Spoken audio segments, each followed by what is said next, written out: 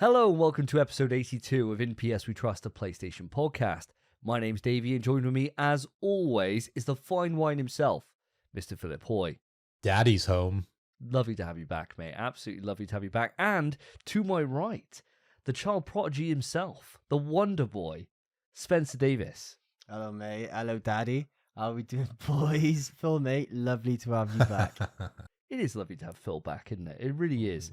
But, you know, when you're bringing in the boys, this is our end of year episode after all. When you're bringing in the boys, you know, sometimes you need to reach across the ether, don't you? You need to connect with the other side, to the dark side of gaming. And you bring in Lewis, you bring in PotatoChief. So welcome to the show, Lewis. Actually, for the amount of times you've been on, Lewis, this is the first time you're joining us for an entire episode. So God help our audience here.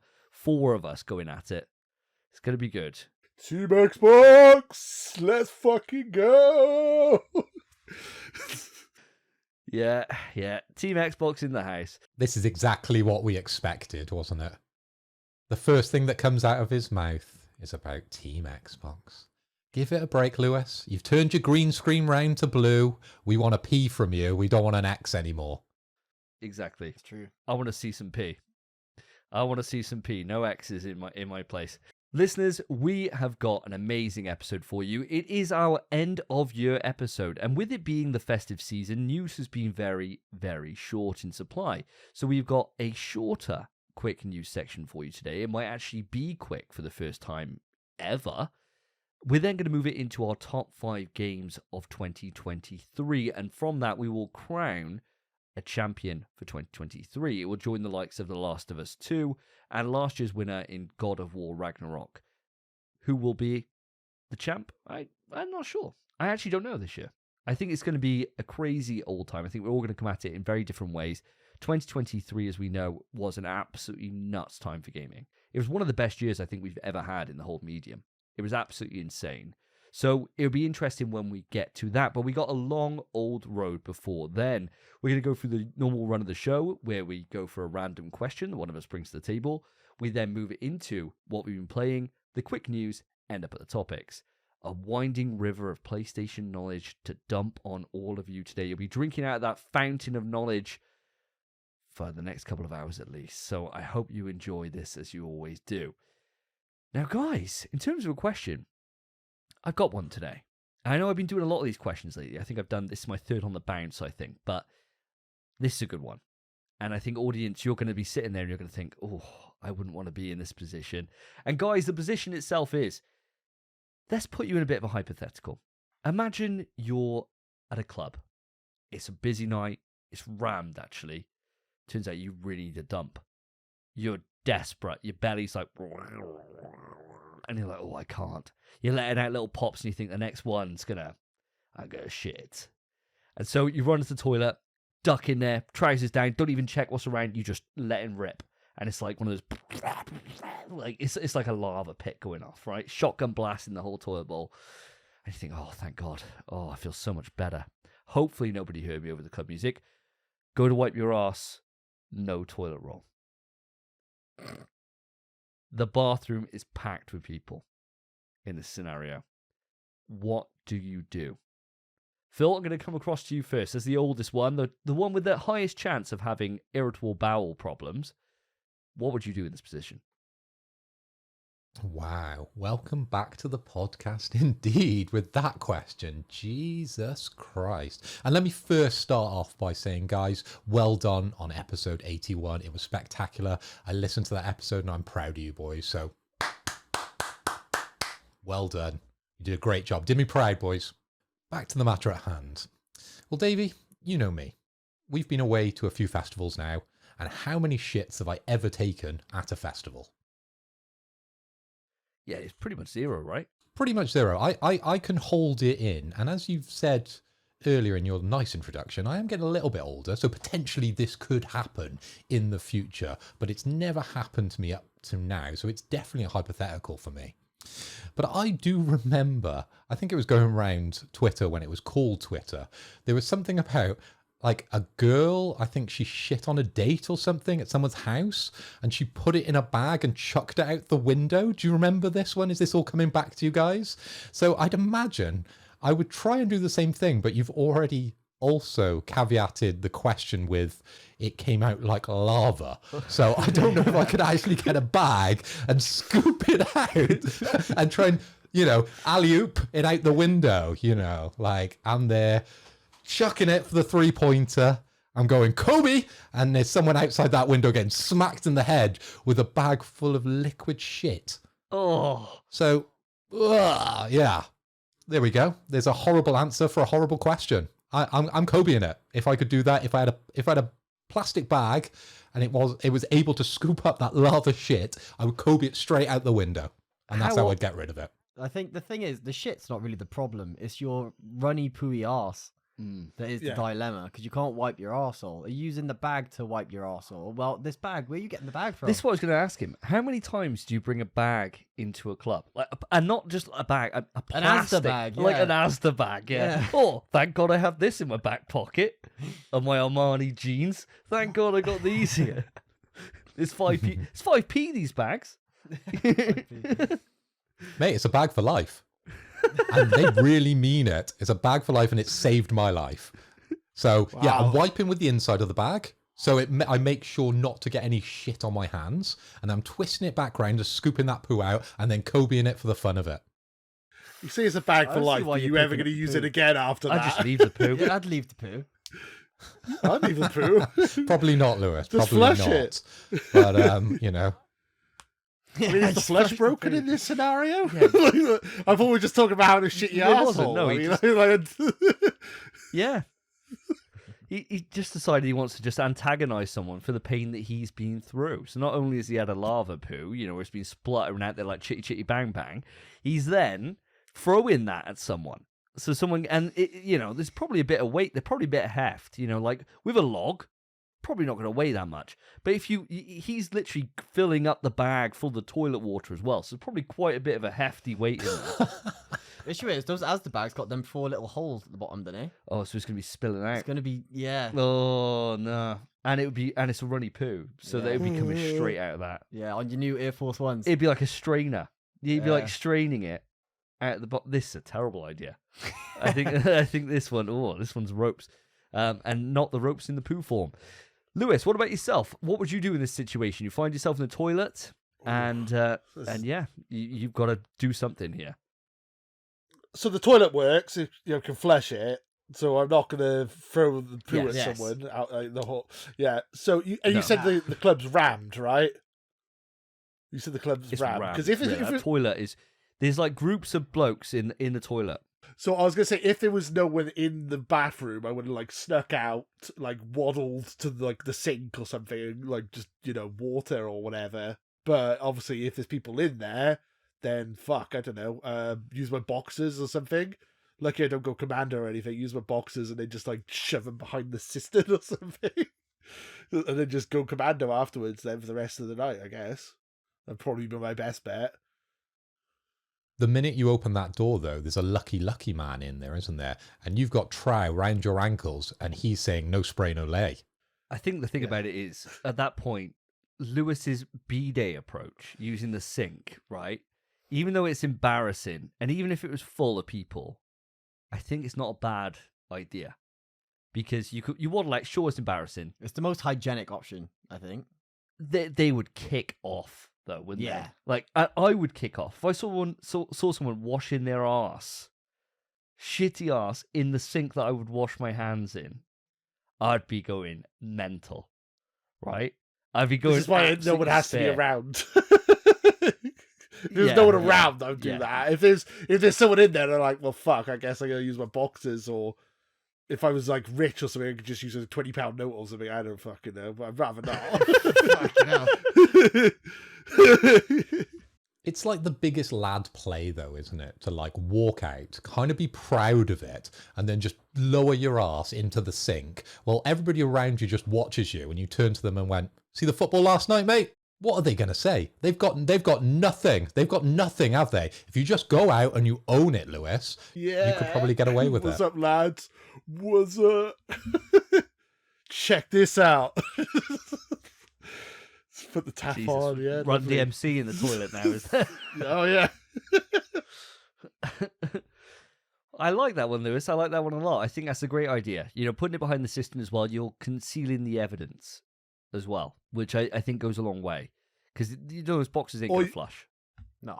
Or you could, No way. you have your skin marked covered boxes and just throw them in someone's face, because that's what Phil wants to do, I think. You could combine Phil's answer into that as well. You could also scoop it up into the boxes afterwards if you wanted to, like an absolute madman. But yeah, I think that's a sensible approach to this. I appreciate that one. Much better answer than Phil's. What about yourself, Spence? How would you get out of this situation with some form of dignity? Sure. So I actually have diagnosed IBS, for one. So I'm probably the most likely to be in this situation. Okay. And my first thought was actually the same as Lewis's, where I would just use my boxers, give it a wipe, chuck them in the bin on the way out or something and go commando. But tell you what, I've not really ran into that many ruffians on a night out. I have faith in humanity. I think I'd just sit there and be, oh, does anyone have any toilet paper? And that's it. And if they don't, I'd be like, fuck, boxes it is. But I'd just be like, can someone chuck me toilet paper or something? People might just help. And if they don't, then you're no more embarrassed than you would be having to walk out with shitty pants. You got more faith in humanity than I do. I was telling this podcast. I was telling this before the podcast. But when I first went out clubbing, I remember seeing a group of lads that someone was taking a dump in the club. Nobody ever takes a poo in the club. If you do, it's weird, right? It is weird. I know you've done it, but it's weird. No one does. You have a poo before you go out. Like, what the hell's wrong with you? Like, what is wrong with you? Just sort yourself out beforehand. Anywho, guy was taking a poo, and all these other lads just climbed up on the toilet next door and just scaled to the top of the cubicle and were just pouring drinks on him and shouting abuse. And someone, I think, even went down and like started slapping the top of his head. That's mad. It's wild. And that at that point, I was like 18, and that was like a life-changing experience. Like when people get bullied, they take it two ways, don't they? They either realize the bullying and think, oh, maybe they got a point here. Maybe I should have a wash, or maybe I should do this. Or they double down, I was right? gonna say that's the rare one, the first one. Yeah, or they double down on it, and they're like, this is me now. Like it or lump it. I took that as a learning experience. Like, I will never go out needing a poo. Ever in my life. Because I do not want to be that guy. I don't want to be sitting there. Isn't bad that in the enough when you sat there In-Betweeners? and you need poo. Yeah. I don't know. No. It's not the the first episode of In-Betweeners the was in In-Betweeners. exam. But no, he's like he's briefcase wanker, He's isn't in he? an He exam had and he his shits briefcase went in the himself, and toilet. he takes it to a thing. Oh yeah, yes, does, he's does right. he? Yeah, Yeah, he he's sat right. in the Takes it toilet in his cubicle, wall, they all yeah, jump and they in. start. And they all calling him a briefcase wanker and stuff. Oh, well, there you He has go. a briefcase. Yeah. Oh, well, So there there you you go. go. Don't got don't poo in a reality club and fiction. or in a school. There you go. That's the big example. I from pooed in this. school all the time. You're all just scared to poo, man. It's fine. Everyone poos. Do you not get taught this? Didn't Spencer Everybody poo on the stairs poos. Yeah. in your school? I remember he did. that. We found that out, didn't we? Because we were super sleuths, weren't we, Davey? We did. And we went through and we got Spencer to admit it on one of the previous shows that he took a shit while on break. Everyone else was in lessons, and he just went out, laid a turd out, and went back to lesson as if nothing happened. Wrote his name on the wall. Convicted. Didn't we say he wrote his name in the wall in poo as well? I'm sure that he left some kind of evidence there as well that it was him. Well, I never got caught, so I don't think I'd do that. Not that it was me. Savage. Absolutely savage. Well, faith in humanity. I mean, I don't know. I think for me, the most logical step for this is, have you guys seen the movie True Lies? No. So in that, right, Jamie Lee Curtis, she's like a normal woman, right? Like just a mother, whatever. She's got to go and do this thing where she's got to seduce this guy. She's got to act like a prostitute. Turns up in this big frilly dress, right? And then she looks in the mirror and she thinks, that ain't sexy enough. And she just starts ripping the dress Nice. and like exposing the boobs I'm and about stuff like that. Yeah. If I was in there, I'm thinking normally, especially this time of year, I've normally got some kind of Oh. jumper on. I got like a t-shirt, shirt, something like that. Start ripping some fabric. So say, for example, I got sleeves, rip the sleeves off. You then got like one of those like you kind of, especially if you're a little bit buff, you could probably pull it off a little bit more. I don't think I could. But then you look a little bit like a ruffian, like a bit of a, he's a bit edgy. Especially in a rock club. You'd Oh, fit yeah. right in. Especially, like, rip the Is that denim sleeve off, wipe your ass with that. With denim. Wipe your ass with You have denim. a load of shit all down your Gotta legs. You've got Yeah. more issues after that. Oh, what if the button on the end gets caught in your... Oh, okay, it's caught in your ass. That'd be a proper pooper scooper. They'd scoop your arsehole out of your arsehole. I had another thought about my bidet idea, is that if you can remove the top of the cistern, where it's full of water Yeah. at the top, where it's cleanish water, you could use that on your ass. So so you don't even have to get out of the That's cubicle. So then you're wiping your ass with your hand at that point. So you're literally not even putting Yeah. anything in front of it. You're wiping your ass with your hand and putting Oh, your that's a good shitty point. hand in the Well, water. at that point, I wouldn't even care. I would just use, it's the same water. I'd just use the toilet water. You'd flush, so there's just water there, and it's runny anyway. It's not going to stay there or anything. No, it'd be gone. And then you may as well just use the toilet water and start wiping your ass. The issue is you got a wet ass, and that's it really. Rather than a pooey one, you just got a wet ass. Yeah, that's a good idea actually. To be fair, the grim You just thing. have to shake it dry, wouldn't you? Just in the cubicle, just shaking your ass until Twerking. it, No, dries you off do a it little on the bit. dance floor. Just You fit in twerking to with all the himself. gals. So when the lads peek over and they're like, "What is Spencer doing in that cubicle?" and you're there like this, just shaking your ass. It's less Like, weird, oh, I he's getting suppose. Down. He's in. It's a tune. It's a tune. Tune. I think the only issue with that one, right, is that physically, like, there's nothing worse, right, than when you're wiping your ass and your finger goes through the toilet roll. It's like the worst feeling in the world. And you're you? like, oh. For me, it's a bit of a... Jesus Christ.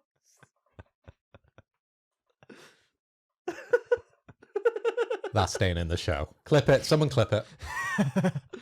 Fuck's sake. Should we move this on? Jeez. 20 minutes talking about shitty asses. Right, that's overall, loads of different ways. If you found yourself in this situation, listeners, plenty of ways here to get out of it. Choose whichever one makes the most sense for yourself. One I'd recommend, what I'd avoid doing is throwing your poo out the window when there's no need to. But apart from that, I think you're pretty golden here. Let's move it on, guys, to what we've been playing. This time on NPS We Trust, what have the boys been playing? So, guys, it's been 2 weeks since the last podcast episode, and I'm desperate to know what you've been up to in that time. Lewis, as our special guest for this episode, I'm going to pass it over to you. What have you been playing over the past couple of weeks? Thanks for having me on again. So yeah, what I've been playing this week, these last couple of weeks, is essentially, the Game Awards have just come and gone. They had 8 games for Game of the Year. I played 6 of those 8 games, and I was thought, right, I got to get the last 2 on my list, and I need to get them done before the end of the year. So when we do our Game of the Year list, I've played all the potential nominees for Game of the Year. So the 2 games I've been playing the last few weeks are Alan Wake 2, which is, I've not got far in, to be fair. I'm a pussy, so I haven't really got that far at all. And Baldur's Gate 3, the game of the generation, Game of the Year, the one that stole all the Game Awards and completely crushed it. So yeah, those are the games I've been playing. Have anyone been playing Baldur's Gate 3, or am I all alone? I'll tell you what, I've played a little bit of Baldur's Gate 3. I've not played much. I've probably watched more than I've played, but I've played maybe about 3 hours over at my partner's house because she has the game, she loves it. But I haven't gotten too far. But obviously, everyone's experience with this game is different. So for me, I binned off the handsome vampire man that every girl is frothing over. Because I was like, these are my Asterion. gals. You get the fuck away. Yeah, I was like, I'm trying to pipe Shadowheart. You fuck off. Shadowheart's leng. But I was like, get the fuck away. And then I just went to a goblin camp, tried to bang them. They weren't really having it. They weren't that keen. Fair enough. I gave up then. I just wanted to bang them. I couldn't, so I was like, I'll just play something else. Go on Duolingo. But yeah, that's my experience of Baldur's Gate 3, mate. How have you been finding it? What kind of stuff have you done in the game?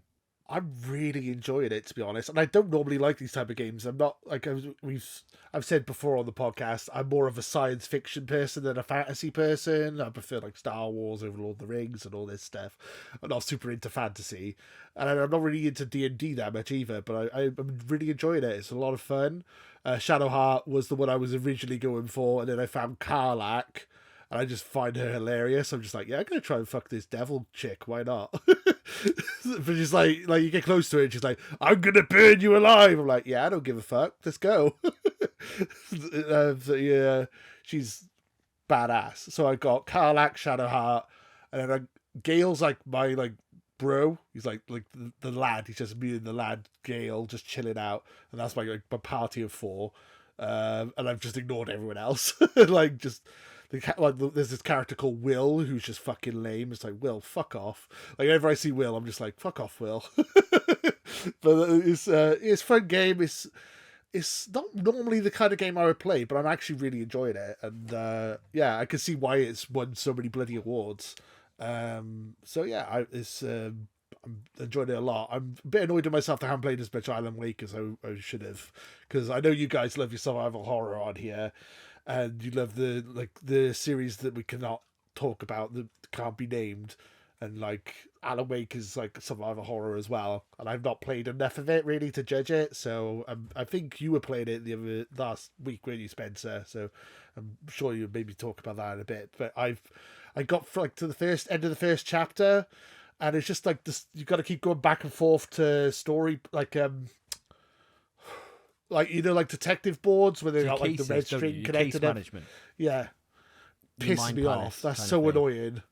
Yeah, it's so boring. It's like, what the fuck have I got to do? I'm just like here, like, click, click, click. Oh, there I go. It connects to this one. I'm just like, can I just go around like killing people with flashlights now? Like, what the fuck? I know this game's supposed to be really good. Just I think the intro is a bit obtuse. I feel like they need a bit better tutorializing for the intro, because the Mind Palace stuff just pissed me off, to be honest. But I know it's a good game. I need to get further into it because I've seen some really good stuff for it like later on.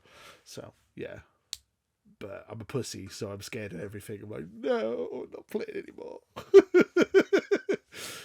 But yeah, that's all I've been playing. So Baldur's Gate and Alan Wake 2.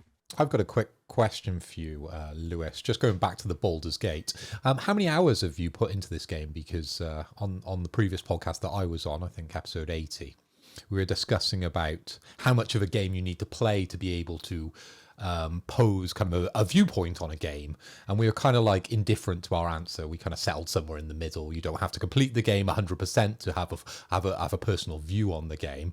And also, I've heard a lot of criticism going around about Baldur's Gate and the amount of bugs that people are encountering throughout the game. Have you encountered any? Because we've got a bit of a theme tune that we'd love to play if you have come across any bugs during your time in Baldur's Gate 3, because I haven't heard that one in a while. I love the theme tune.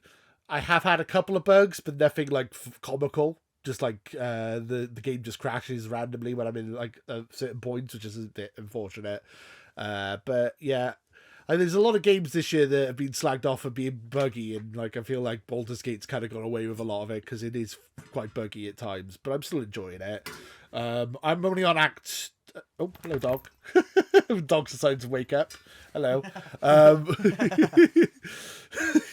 I'm in Act 2 of Baldur's Gate at the moment. So I just finished Act 1, which is what you said about the Goblin Camp and all that. And now I'm in the depths, I think it's called. And I'm like so about 30, 40 hours, I think. I've been playing it pretty much since it came out on Xbox, which is like the night of the Game Awards. So that's like the only game I've really been playing, apart from like the 2 hours of Alan Wake I've also played. So like yeah, I'm really into it. I'm really enjoying it, and a spoiler, it might come up a bit later on in our discussions. So we'll get to that later. That's definitely a huge chunk of the game then, because I've heard that it's around 58, 60 hours to complete the main storyline. But if you want to complete everything in the game, it's like 150 hours. So are you going down the track of doing everything within the game? Are you doing all the kind of side quests, all the mini games, all the everything that goes along with the game? Or are you just sort of mainlining and just pushing through the main story? I'm doing neither, really. I'm just kind of just going with the flow. I'm just going like, oh, this area looks interesting. I'll just go here, and I'll just go here. Like basically, that's all I've been doing. It's just like, oh, this looks like an interesting thing to do. I'll just piss this person off, or talk to this person, or that's all. I've not been mainlining it, or just trying to complete being a completionist. I've just been going off and on tangents and just finding interesting things in the world. So but I'm enjoying it a lot, as I said. Yeah, I've got my party and I'm not changing it for anyone now. They can, so it might be good to for a second. This I can see why people have multiple playthroughs of this game, because there's so many companions and so many different ways of doing things. So I probably will have a new game plus with this one when I eventually finish it as well, because it's a lot of fun and I'm enjoying it. And I'm an orc called Urga. Half orc, big green dude who looks exactly like me but just big and green. Got the big beard and everything. So a lot of fun. Yeah, and I like to smash things. So that's my character. I'm not going to be subtle about it. Nice, mate. Nice. And I see what you're saying about Alan Wake 2. The thing about it is you just got to persevere a little bit, because you soon realize that case management system is so sick. I'm sure that we're going to be talking about it a little bit later on, but I would say that from the point you are, I remember feeling that way for the first hour or so, and feeling like, oh, I'm not too sure, but then I quite like a bit of, pardon the pun, bit of detective work when it comes to a system, in terms of figuring it out and being like, oh, how does this work? What's the purpose of this? How does this impact gameplay? And that all does become second nature very quick. And without that tutorial at the start, I think that it would actually be pretty much impossible to be able to actually play this game, because it's a huge section of it. But I'm sure we're going to talk about that in a little bit. Speaking of, Spence, let's come across to yourself, and let's have a couple of games that you've been playing recently. Sure. So I've had 2 games I've kind of been flirting with. So I'll mention those first. One, just Bloodborne. I just booted it again the other day because I was sat down and I was like, oh, I love Bloodborne. And I thought, sod it, I'm just going to boot it. So I just started a new run, got all the way to Cleric Beast and killed it. No deaths. Nice. And I was like, oh, he's still got it, baby. Easy ass boss. Getting his legs, spam R2. Yep. Piece of piss. And then I turned it off and I was like, shit, I'm hot at this game. So I thought I'll play something else. And I've been drinking a lot lately. And when I'm hungover, usually I play a Resident Evil. I haven't been doing that lately, because, as I said before in the past, GTA 6 got revealed, and I was in the mood for playing GTA 5 before then. So I've actually been playing GTA 5, and I'm probably about 10 hours into it. Oh, wow. Because I've been drinking like every day.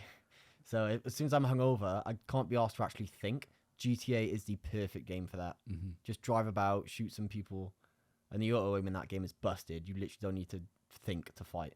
Piece of piss. So I'm just doing quests in GTA, getting through it, mainlining the shit out of it.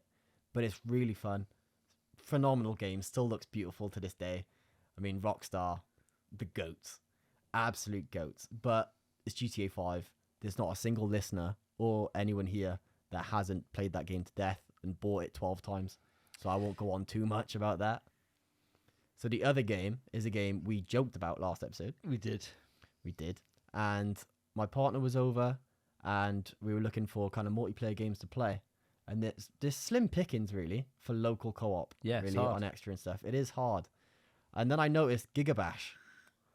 Oh, Gigabash has local multiplayer. It's not co-op. Okay. It's literally, you're playing Smash. Oh, really? It's Super Smash Brothers. You pick a kaiju or like a giant mech. Okay. And you're just in a city or a field or a desert or like a volcano thing. You just fight each other. And slowly like lava will spread around the city, which is a hazard. There's kind of like super smash balls you can pick up throughout, which gives you like massive powers. So your mech will grow 20 times bigger. Oh. Or your kaiju will increase. And you have melee attacks, you have ranged attacks. You have kind of like a final smash in Smash, so an ultimate attack. It's very bare bones. You have one melee attack, one ranged attack, and your ultimate. But it's quite fun. No way. It's actually quite fun. I'm not going to lie to you. It's decent.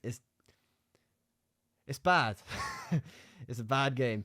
But for maybe an hour, it's a fun multiplayer game to play and a great game to play if you're pissed up. 100%. Is it like those games that used to be out on like PS2 all the time? I think it was a couple on PS3 where it's like War of the Monsters. Do you ever play those? Where it's like a city, it's kind of like you're in a cityscape, you can smash the city up, but there's two of you and you are fighting. Exactly that, yeah. It is just that. Yeah, exactly. Nice.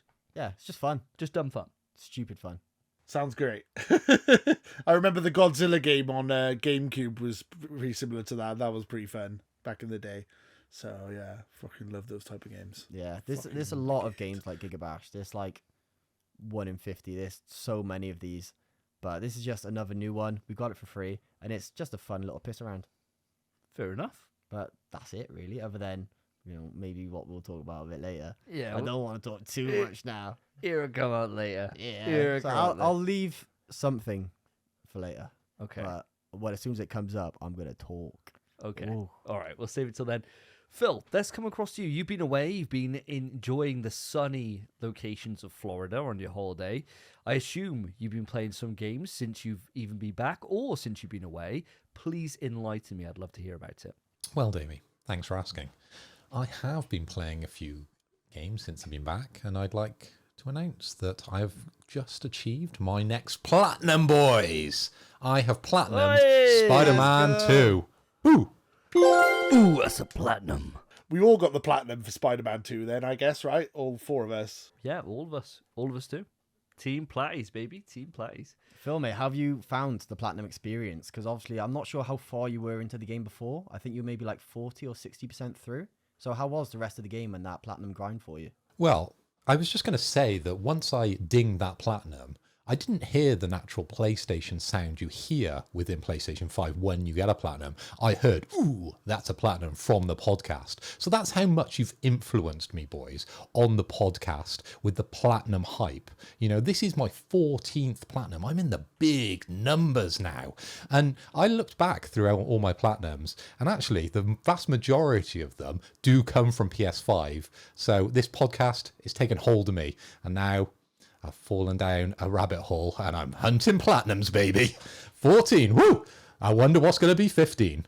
I'm happy for you, mate. I'm happy for you. I'm not gonna hype you up. 14 platinums is baby numbers, but well done on achieving the platinum anyway. Congratulations, I've got 15 platinums myself, and I've a third of my platinum. And a third of my platinums are Spider-Man, because I got the platinum for Miles Morales, PS4, PS5, Spider-Man 1 remaster, and then Spider-Man 2. So literally a third of my platinums are Spider-Man.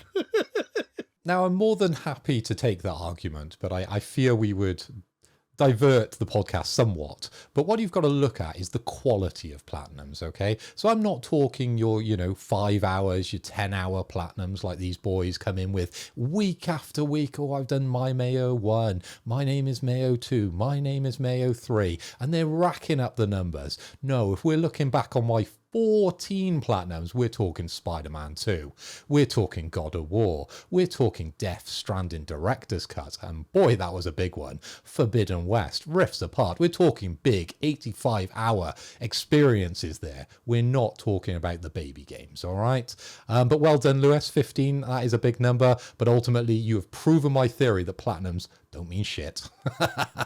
If you've got more than me. But anyway, I have got a few things I'd like to say about Spider-Man, and boy, it was a spectacular experience. Now, I don't want to go over all the pluses and minuses that you boys have gone over, but there was a few points that I'd like to address, mainly around the things sort of Davey was saying on a previous podcast, because you were slightly negative about this experience with Spider-Man 2. And unlike you, Davey, I quite enjoyed the story. I liked where Insomniac took the storyline of Venom. Okay, I can give that away. He's in it. He was in all the media that came out over Twitter. That's no spoilers here. And I liked the changes that they made to Spider-Man and Venom along the way. And like my knowledge is really based in the 80s kind of cartoon series and a few comic books that I've read around that time. So from my limited knowledge of Spider-Man, because that world is absolutely huge and it's growing every second with that multiverse, I don't fully know everything that goes on with Venom. Now, for me, that was a new experience, and I really liked where they took it, especially the ending. Now, where they're going to take it in the future, I've got some thoughts on that as well. That 70-30 split that you made out to be so jarring actually really worked for me. I quite enjoyed that they finished with that one character and then they introduced kind of Venom at the end, and he was the big bad, but he was building and building, a lot like they do within the MCU. They kind of introduce a background character and he grows and he gets meaner and he gets meaner, and then he takes over. And it was exactly the same way with Venom with this game. And I know that was one of your negatives again, Davey, for this game, but it made sense to me that they pivoted and gave him kind of the ending, the big crescendo at the end. And I thought, you know, he was a great character to do it on, because he's my favorite character within the Spider-Man universe. I like that pretty much everyone in that universe throughout the whole of Spider-Man's Rogues Gallery was at least mentioned within the game, especially within the Miles section. They basically just name dropped every single Spider-Man villain, and I was just like popping off at every moment. I absolutely enjoyed every second that came with that. And also all the references throughout the game, they were out the waz. Ooh, oh my God. And I'm not saying any more than this, but they said everything about all the different Spider-Man across all the different multiverses. Interesting, right? My only criticism, though, I don't think the game was actually that challenging. Now, it was nothing compared to, I think it was the Spider-Man original, the OG game, if you remember back, the Sable Outposts. Now, boy, those were challenging. Like, I know I'm only playing on medium. I'm not one of these high-skilled gamers that, you know, Davey, Spencer, you always put things on the hardest difficulty. You like to flex that on me. But I play on medium as intended with games the first playthrough. And I found those Stable Outposts difficult, especially some of the end ones. I remember replaying them and replaying them and replaying them. Now, with this game, combat was pretty much just mash all the buttons when it came to Spider-Man 2, especially when you got all the upgrades, you got all the abilities for the suit.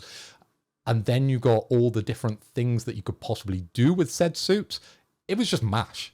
Like, I don't think there was any skill in medium, but even the bosses, I really don't. I'd love to hear your sort of comeback on that, if you felt any differently to that. Now, I thought it felt fluid, meaningful, and it stayed true to what I know for the characters. So for me, I really, really enjoyed where they took the combat, and I know that is a criticism from you guys, and I've heard online that that's quite a big criticism from the community as well. Now, just to round things out, the ending, personally as well, I thought that was cool, and I cannot wait to see what they do with the final chapter. And I'll leave things there, boys. I've taken up enough of your time on Spider-Man 2, but thank you very much. That's Platinum number 14. Fair play, mate. Yeah, good shit. I do have a slight rebuttal with the combat being mostly mashing, and that is the only thing is, I agree with you. However, I've seen my girlfriend play Spider-Man 2, and I've seen her die and die and die and die and die because all she's doing is mashing. And there has to be this not a high level of skill, but this kind of an entry point of skill, I think. Because she got there eventually with me saying, you don't use your gadgets. You don't use your abilities. She doesn't dodge. If she thinks she's going to get hit, she jumps and swings away. I'm like, fuck me. She's platinumed Miles Morales and Spider-Man. I'm like, have you done this for both the other games? She's like, yeah. Her game time's like 80 hours compared to what it should be. I'm like, no fucking wonder. I think it is an easy combat system, but there is an entry point in regards of skill. It's not just mindless mashing. It's kind of intuitive mashing, I think. You can turn your brain off, but you have to at least know kind of what you're doing. Yeah, I can agree with that 100%, because I've been in the game for a long time, right? These greys aren't put in purposely just for the look, right? I've been around PlayStation for a while, and you pick up certain things. You know when there's an alert above your head that you should dodge, right? You know when they give you a new ability, maybe throw it out in the fights. And if you haven't spent that much time in the game, you probably wouldn't understand those kind of video game, I suppose, they're just obvious mechanics, I suppose, right? Like, it's like watching my mum play the game. If she was playing, I'd assume she'd be very similar to your girlfriend and not really understand that if something's flashing, oh, maybe I need to dodge away from that. Maybe that's an incoming, attack or something like that. But for me, it just felt like I was mashing. But yes, you are right. There is a certain level to that mash, and maybe I achieved that. Now, Lewis, I've seen you wanted to get in on this chat, and you have platinumed this game. Did you feel like it was a mash? No, that's what I was going to say, is that I really enjoyed this game. It's probably my favourite PlayStation game. But my issues with it weren't anything to do with the gameplay at all. It was more to do with the story, to be honest. I mean, Mary Jane, the 2 words, fuck Mary Jane. She's fucking awful in this game. I'm sorry. I can't stand her. She's just like, I'm sorry. I'm the most powerful bloody character in the entire game is fucking Mary Jane with a fucking taser, just going around tasing everyone. It's like these super intelligent hunter guys who are supposed to be like the cleverest hunters in the bloody world, and she just sneaks behind them with a fucking taser. God, I can't stand it. It pisses me off. It's so bad. I guess a minor spoiler, you play 3 missions with Mary Jane, and you play 1 mission with a special character, which you would want to play more time with. I was like, why are we doing this Mary Jane shit again? It was crap in the first game, and then they doubled down on it in this one. And then, there's like other bits in it. It just pissed me off. I just can't stand it. It pisses me off. Apart from that, love the game. but apart from that's my main cry. I just hate those missions. They fuck right off. There's not much to argue with there, is there? so Lewis, right off. So Lewis, just to break this down, you didn't enjoy the third person, Mary Jane missions where she got a gun and did her bit. Or a taser. Yeah. The most powerful taser in the fucking world, which can just take out anyone or any supervillain or any fucking taser everyone. No, not for me. I was going to say, to be fair, I agree with you. She is the most broken character in that game. She is. But she did train with Sable. She did train with Sable. And the only thing is, I actually really like those missions. Even though it does... I mean... Like, the hunters aren't smart enough, apparently, to just go, ugh, when she gets close. Which is outrageous. They just keep shooting, which is solid at close range. And they just get zapped. But, if you compare the MJ missions in this game to the first game, leagues apart. So much more fun in this game. Even the one that is the second one that's really long. But they're so much more fun than the first game. A massive improvement. And if they're doing Spider-Man 3. If they come back, which I don't think they will, to be fair. If they do, I imagine it getting better again. And a point where it's something to mix up the gameplay, which most PlayStation games don't do. If you know what I mean. Yeah, I agree with you. I don't think the Mary Jane thing was the issue. I think when you were saying about the story, Lewis, that's always been my big contention with Spidey 2. And I see what you're saying, Phil. I'm very much the same as you. I mean, I suppose maybe a little bit more comic lore, but generally most of it's based around the 90s cartoon, right? That cartoon is just epic for a reason. Is a reason why it's so well regarded this many years on, right? It's just amazing. I don't know. I think for me, ultimately, if I had my way, I would have liked to have seen it end on a cliffhanger, I think, and then have Venom go into the next. I think they could have done more with it. I think that the parts that have the other character for the 70%, I think is so much stronger. And I mean, this is personal opinion at the end of the day. And as you said, it's still a great game. Regardless, it's kind of, it reminds me a lot of Horizon, mate. The way that we were talking about that, in that we're like straight up saying like, oh, I give it a 9 out of 10, but here's a shitload of reasons why it's not the best it could be, right? Because we care. And I suppose that's the thing. If it was like when we talk about Callisto, it's like, here's all the reasons why it's shit, and there's no redeeming factors. Whereas this, you're like, okay, well, it's a 9 or a 10 out of 10, but they could do this, or there is this improvement there. And that's because we care so much about it. And And I suppose that's the big differential that I've always tried to relate to the audience on this, is that even though I may be like a bit of a negative nanny on it, you know, being like, oh, what about this? What about this? Like nitpicking little bits and bobs. They are just little tiny bits in what is a stellar experience. Lewis, you look like you want to jump in here. Yeah, I just it's not just the Mary Jane missions that annoy me about Mary Jane. It's also that Here we go. A little bit spoilers, I guess, little tiny spoilers. She jumps in the way of Spider-Man and gets hit full force by Venom's hit. It's like, what the fuck are you doing? Like, he's fucking Spider-Man. What the fuck are you doing? And then Spider-Man can't get up from under a fucking fridge. Like, what the fuck? It's like, makes no sense. Just fucking, that one scene just really pissed me off. And then also the mission where you have to, basically there's a mission where you fight against her, and she keeps saying stuff like, you didn't play the telephone bill. You didn't put the milk in the fridge. It's like, shut up, fucking MJ. Jesus Christ. It's just fucking annoying. To be fair, just to jump in before Phil has his rebuttals here, if I was living with somebody that wasn't bringing in the money and I was paying for it all and they were using the phone, they were drinking all my fucking milk, eating all my cereal, I buy that Reese's Puff cereal for like £3.50 a box, and I come back and it's the crumbs at the bottom of the dust, I'd be fuming. Let alone if I had something take over my personality to make it even worse. What if the person was like, you know, actually like a superhero or something, though, and not just a bum just sitting around the house doing nothing?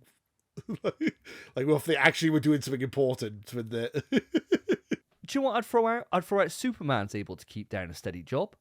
He's able to be Superman and a journalist on the side. Why can't you, Peter? Why can't you do it? Well, different calibers of superhero, man. Different calibers. He could wipe out any threat like that. Spider-Man ain't saving the world, mate. Not the world. No. He's stopping a city-wide threat.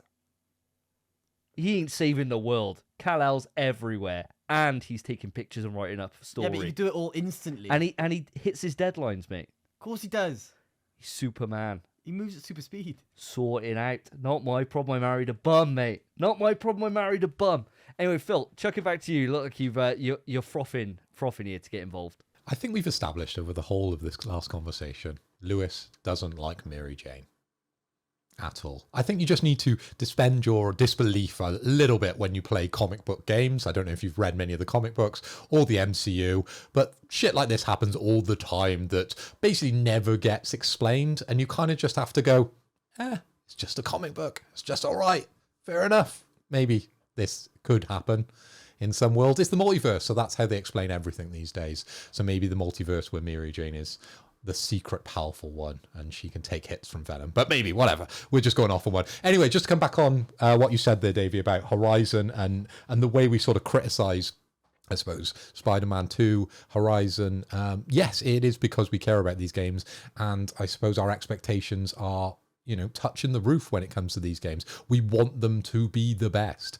We want them to have that extra 1% that maybe they are missing. And you are right with both of these games. They are missing those small little tweaks that maybe for us personally would bring it to those 10 out of 10s. I know I rated this game a 10 out of 10, but I think probably after completing it, I'm going to settle with this game being a 9 out of 10 because of that criticism. And it is exactly the same sort of thing as we spoke about on previous podcasts with Horizon. Exactly the same thing for me. Well, let's move away from the Spider-Man talk. Phil, have you been playing anything else? Yes. So I've been playing a little bit of Armored Core Fires of Rubicon since I completed and platinumed 14th platinum on Spider-Man 2. And the game has got really freaking hard. And I'm thinking maybe this is where the kind of FromSoft-esque bosses start trickling into this game, because Jesus Christ, I'm getting my ass absolutely whooped within this game. And I'm at that point now where I'm going away doing research on how to complete things. So we've got to that level with Armored Core, but I haven't quit. And I am still enjoying this game, which actually brings me around to maybe a game that I haven't played yet, but I'm hearing a lot of hype at the end of the year, and it has been picked for a number of people's Game of the Year, and that's Lies of P. So possibly, I know they have the critically crushing bosses within that game, and I think Armored Core is going that way. I've completed all the training missions within Armored Core. I understand how to pilot my mech. I've been introduced to the arena where you can buy implants, so I'm getting all the upgrades. I'm able to buy and customize my mech probably to the nth degree at the moment, but because of those bosses have ramped up in difficulty level, I'm having to play over and over the arena to be able to purchase all those additional weapons to finally tune my mech. And that's actually where I get off with this game. I really love being in the Excel document, working out, oh, I need this shield, I need this gun to break his armor, I need this weapon because he's weak at it. Because a lot like your FromSoft games, Bloodborne specifically, if you go in with a certain build, a boss will be piss easy. If you go in with pretty much any other build, they're crushingly difficult. And I think I'm just hitting my head against the wall at the moment with that current boss within Armored Core. But I do want to finish this game. I do want to spend some time and conquer this one. So I'll probably be talking about this one for a number of weeks because it takes me a long time to complete games, as people know. They saw my end of year stats. God of War still featured in it because I was still playing it at the start of this year. But I think Armored Core is going to be there for a long time. Hopefully it's a good time. Well done then, mate. I think the big thing about it is perseverance.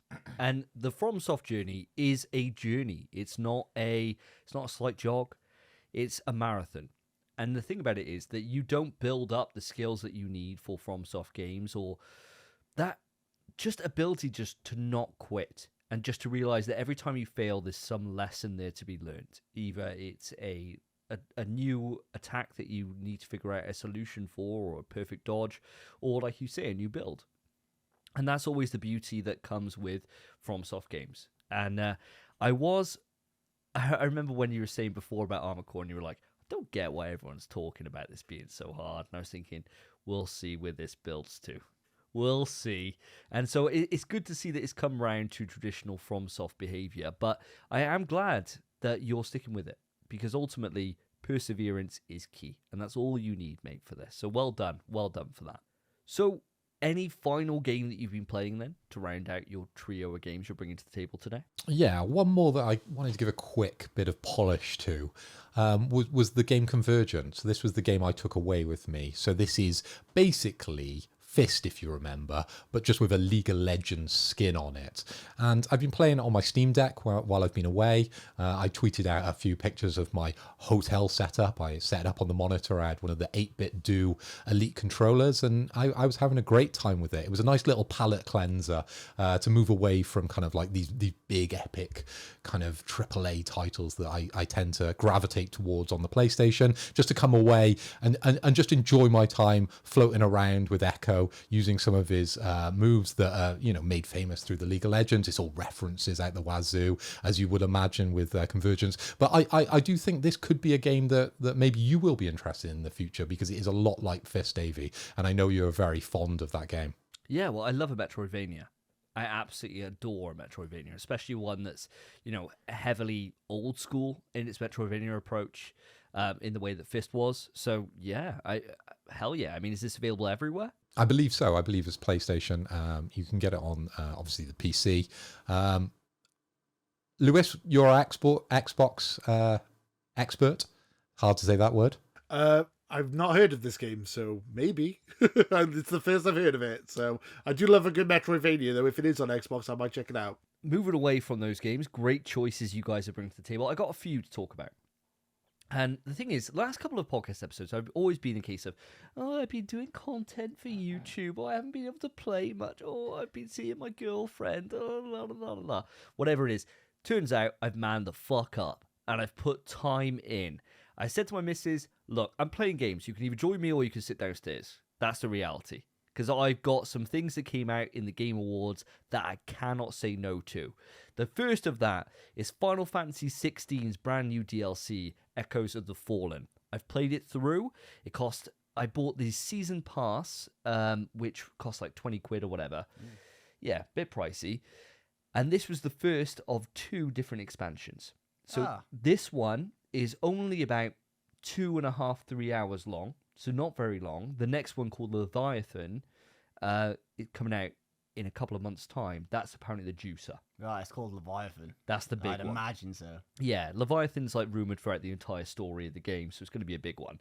This was basically just a nice little way to come back into Final Fantasy 16. The DLC itself was okay. I wouldn't say it's good in any way, shape, or form. And the reason for that is because I went in there with my character that had completed the game twice through. Completely busted out the wazoo. Best weapons, best everything you can possibly get. Get in there. Everything is falling to the same strategy I used from when I did my speed run to get the platinum on the hardest difficulty. Hit. Charge up your Odin special. Everything dies. Right? And it's that. And I just did that for 2.5 hours. The only saving grace for this, the characters are sick. The characters that you always meet throughout this entire game, your main cast of characters, are so good to be back in the company with. And it felt like I'd been away from them for such a long time. And in reality, I'd only platinumed this 2 months ago. Yeah. And it feels like as if I spent my year with them. And it was such a pleasure to be back with Clive and with the gang. Absolutely adored it. The second thing that's amazing about this game, scale and music. And both of them are present across this. There isn't like too much of the epic shonen-inspired action that takes place across all of FF16. But there's enough here in terms of spectacle and music especially that it just gets your hairs raising. And for that, it was fun, but nothing revolutionary. It makes me excited and glad that I've purchased the DLC so I can get access to Leviathan later in the year. It was just a little reminder at this point to why I love FF16 and nothing more than that. I haven't played this game at all, but I was just going to ask, do you think you would have enjoyed this DLC more if you didn't have an OP broken character, if you just had like a normal character, or like you finished the game and then went straight into this? Do you think that would have made a difference? Maybe. The combat of FF16 is one of, not the main, but it is one of the main selling points for it. The combat is excellent, right? It really is. I suppose it could have done if it had provided more of a challenge, I guess. Really, I think the thing it was missing was stakes. I think there was a couple of things that was missing from it. The spectacle and stakes were missing, which I think is going to be in Leviathan. And secondly, there's no kind of new forms. There's no like kind of new magics or new summons or new abilities to learn. You're very much going in there with what you've used for the past, and in my case, like another 30 hours playing the game through again. So it is very much just a case of, oh, okay. And sure, you get some cool rewards at the end. You get some new weapons and things like that, which make my character even more powerful when I get into Leviathan. I'm just not... I feel like for me, I could have done with something new to spice it up a little bit. And that was missing. There was a new enemy type that was introduced, which put a new mechanic into it. But ultimately, when you got Odin special powered up, that new mechanic doesn't even matter anyway. I haven't played this game. Would you I know you like this game a lot. Would you recommend that I would get the game and the DLC, or just stick to the base game? Or because it's quite quiet in January, I'm considering I might pick it up. Well, I think with the base game, you've got enough there to keep you busy. And I think that your best bet would be just to buy, unless you saw, I suppose there's a couple of caveats here. If you saw the game secondhand or on sale on its base form, and it was a substantial price difference compared to like the version that will come in a couple of months' time, which is like the ultimate edition with all the DLC included, right? If there was a big price disparity, I'd say just go for the base game, because you'll know probably within about 3 hours if this game's good, if this game is gonna be for you. Because Spence and Phil both played it for the trial period and they hated it. So I think it's very much a Marmite in terms of you'll play it for those first couple of hours and you'll know. And if those first couple of hours stick and they really hit for you, might as well get the DLC, because you're in it for the long haul. You know, you're here for the next 100 hours. So you said a trial period, so there's a trial for this. Because I might actually just download the trial and see if I like it then, because I haven't actually played that either. So yeah, there's a demo on PS5 that you can download. Yeah, and that would take you through, I think, the first act of the game. So you see a large bit of spectacle, and then you see all about Clive's backstory, and it kind of ends and a really fucking super hype moment that the boys never made it to because they both checked out before that. I would say see the whole trial through, even if you're not enjoying it. And at the end of the trial, you'll know yourself. I finished that trial and I had a massive erection. And I knew that I am in here for the rest of the game. But see how you go. You've got no monetary loss other than a time loss. I'd recommend just doing that. I got two other things I want to talk about, guys. The first one is a game that I spoke about when it came onto PS Extra, I believe, a couple of months ago, when I said I wanted to check it out. It's a game called Far Changing Tides. Now, this is a game that you can download right now on PS Extra if you want to. It's an indie game, and it's kind of a semi-sequel to a separate Far game, which is all based around a desert. What this is a vehicle management game where you are a little boy who's in charge of a ship. And with that ship, as you move throughout the adventure, you start off really small, where you are in the ship and you raise the mast, and it's all about controlling the wind. And it's all about diegetic design. So what I mean by that is that it doesn't have like any UI or HUD or anything like that. The mast has got like a bit of blue at the top. And as soon as you raise the sail into the blue, the rest of the sail comes out. And so it's all about the wind will then change direction, so you're moving it up. And it took me about 5 hours before I realized that blue was even there. I was like, how does this work? Like, I can't figure this out. And the entire game works on that way, that kind of same way that we spoke about with Alan Wake in terms of that detective figuring out the systems. It works very much like that. It doesn't hold your hand. You're in there. You figure it out. You figure out the best way to run it. And by the end of the game, you'll be playing it so much different than how you started it. And it's all just because of your experience and what you've fucked up with and what you've realized and everything else. It's a game that is all about you moving from one location to another. When you arrive at that location, you solve a puzzle, which will be based around the environment. It might be like moving cranes or moving a box or something like that. On the face of it, basic puzzle when you know the solution. When you don't know the solution, you're sat there for about half hour thinking, I fucking tried everything on this. And then you just have that, oh, fuck moment. And then you think, like, you're such an idiot at that point. It's one of those kind of games. It's really charming, lovely art style. The music is incredible. It's a journey like Journey, in that you kind of wrap it and you feel emotional, but you don't know why you feel emotional from it. I loved it. I absolutely adored it. I finished it all the way through, immediately started another playthrough so I could get the platinum, which involved getting a speed run, so completing it in 210 minutes. And with that, you just got to play perfect. Yeah. And it's so fucking good. And when you're going for your second run, your ship is like high performance. You know everything. And so you just nail it, and there's just so much synergy. I really recommend it. I think if anybody's got a spare, it took me 9 hours to achieve the platinum on it. If anyone's got, first run took me 6 hours. If you've got 6 hours spare and you think you want to have a palate cleanser game that is just an experience that you will take away from it. I'm thinking about it all the time. I'm thinking about playing the original. I would recommend it. I really, really enjoyed it. Really enjoyed it. 100% a recommendation from me. Anyone got any thoughts on Far Changing Tides before I move on to the final one? I think I looked at it as well when it came onto Extra, and I kind of glanced at it but didn't give it too much attention. And from what you're saying, that was probably a mistake. I think I probably will give it a go. I don't know too much about it other than what you've just said. But a 9-hour play, sounds like a bit of me. So, I mean, I'll definitely check it out. I mean, it's January. Yeah. Yeah. Yes. Yeah. It's hard. But if I have to spare time, I'll probably try to check it out. Maybe put GTA 5 to the side for a bit. Because ultimately, that's just something I want to do before GTA 6, which is whenever. 2025. Yeah, well, miles away.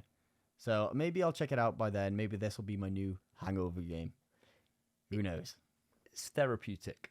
See, maybe that's what I need when I'm hungover. Yeah. Bit of emotion. It'll get you crying. I always start crying on a hangover. Yeah. I get really emotional. Yeah. If I watch like Goku and Super Saiyan, bro, I'm blubbing. This will get you. 100%. But then, let's talk it. Let's leave this with the final thing I've been playing. Spencer, you spoke about it loads on our Christmas episode. It is God of War Valhalla, the brand new DLC that released for God of War. Oh my fucking God. You weren't wrong, Spence. You spoke about it and you hyped me up, right? And I went in with high expectations, right? God of War Ragnarok's already my second favorite game of all time. Yep. Easy best game of this generation as far as I'm Yeah. concerned. And I went in then thinking, how the fuck is this going to be what you're describing it as, which was just like insanely good. Within about an hour, not only had I re-experienced how fucking good this combat system is, which it is cracked, is better than my mind remembers it being. Yeah. And I rated this a 10 out of 10, one of the best games I've ever played in my life. The combat system is insanely good. It's so addictive. The story fucking fucks. It is great. The writing is incredible. Mamiya's whole story, learning more about the Valkyries, everything that comes alongside this, and Kratos' ultimate decision about what he's going to do for the fate of the realms is so fucking sick.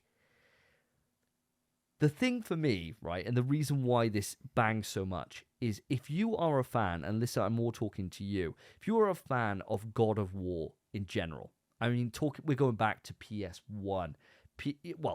Wasn't on PS1. No. We're going back to God of War 1 on PS2. We're going God of War 2, God of War 3 back on the PS3. Everything, even the PSP. Ascension.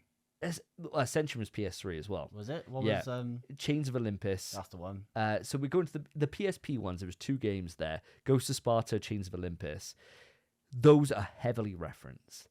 It basically, what it does throughout the game is, instead of Kratos, in Ragnarok, Kratos is talking very much about his adventures in Greece. Yeah. And it's one of the main things he's talking about, like how he fought the Hydra, how he fought Medusa, and all these different things, referencing all of what happened there. Whereas in God of War 2018, they're more talking about what happened for the backstory of the Norse mythology, right? This doubled down on that and takes it all the way back to those original moments, and you're finding collectibles, which then push Mamiya to ask you about what happened to your daughter, what happened to Calliope, what happened to all these things. And then it does that alongside weaving a really cinematic story that all just makes sense. And it fucking bangs. And I'm going to go into a very minor spoiler here. Very minor, because I've got a theory on what's going on here. Very, very minor. Very, very. There's enemies here, and I'm going to leave it at that, which are throwbacks to what you see in Greece. Okay? I'm not going to go any further than that. I think, guys, they are 100% doing a remake of God of War 1. Oh. I 100% think that they had enough in this DLC to remake God of War 1 piece of piss. They've got so much little moments on here, like going onto the ship and all that. They could do God of War 1 without not too much effort here. And then the big thing is, what do you do? Do you keep it onto a third-person style? Or do you put it into that fixed camera perspective that the original trilogy was in? That's the big question. And I think with what they've done in this DLC, they've got enough here to be able to put it behind the shoulder and to let it go. And that's what I'm thinking. You putting a shot on it? What sort of timescale? When's it coming out then, Davey? Are we talking PS5? Are we talking PS6 here? Let's get some shots on this. You seem very sure. Yeah, I reckon there's going to be some kind of remake or remaster. I think it's going to come out, I say within the next 2 years at Sony Santa Monica, this generation from Sony Santa Monica. What? It's rumored. Is it? Yeah. I haven't seen the rumor. It's rumored that the whole trilogy is getting remade. Oh, I haven't seen that rumor. Yeah, I was laughing the whole time. You're like, yeah, this is what I think. I'm like, bro, I've seen it on Twitter for weeks. No way. Yeah. I've not seen that at all. Nowhere. Yeah. Really? Yes. Oh, there you go. Other people with me. Here we go. Well, I'm putting my shots on it. Twitter on my side as well. As we all know, from rumor has it, Twitter never wrong. Always fucking wrong. So if anything, Spence, you've actually killed my excitement a little bit. You've fucking ruined it, mate. You've ruined it. Lewis, pass it over to you. I was just going to ask, with the remakes, do you think it's going to be angry Kratos or sad dad Kratos that we're going to get in the remakes? Yeah, it's got to be angry because that's his whole character growth. It has to be. You can't change that. If you change that, you change everything for God of War. So it has to be exactly the same way, the same arrogant dickhead Kratos that we all love. So yeah, super, super happy. Phil, have you had opportunity yet to play Valhalla, or is this something that is now on your 2024 hit list? Mate, I've only just completed Spider-Man 2, which was my 14th platinum. If you didn't hear about that over Lewis complaining about Mary Jane. Yes, 14 platinums. I just completed Spider-Man 2, so unfortunately I haven't had the time to jump into the God of War, but I loved Ragnarok. It was one of the best experiences of last year and the start of this year. It was incredible. So I do want to play this DLC. That was one of the exciting moments actually of the Game Awards, and that was something that is on my list for 2024. I know we've got a relatively interesting start to the year with some of the games which we'll talk about a little bit later, but I am going to try and slot that one in somewhere, because I probably need a little bit of a break from Armored Core and getting crushed by some of those bosses. So maybe the DLC for God of War will be very welcome at my house. Well, there you go. Welcome from all of us. God of War Valhalla, I would give it a solid 10 out of 10 experience. Yeah. 10 out of 10. It'd get more if it could. It would. Yeah. Fucking fucks. It's brilliant. It's excellent. I told you. It's made for you. I loved it. I absolutely loved it. Audience, if you've been on the fence, if you haven't put the time aside, do it. Amazingly good piece of content. Thank you, Sony Santa Monica. You don't fucking miss, boys. You do not miss. Now, on that, let's move it into the quick news.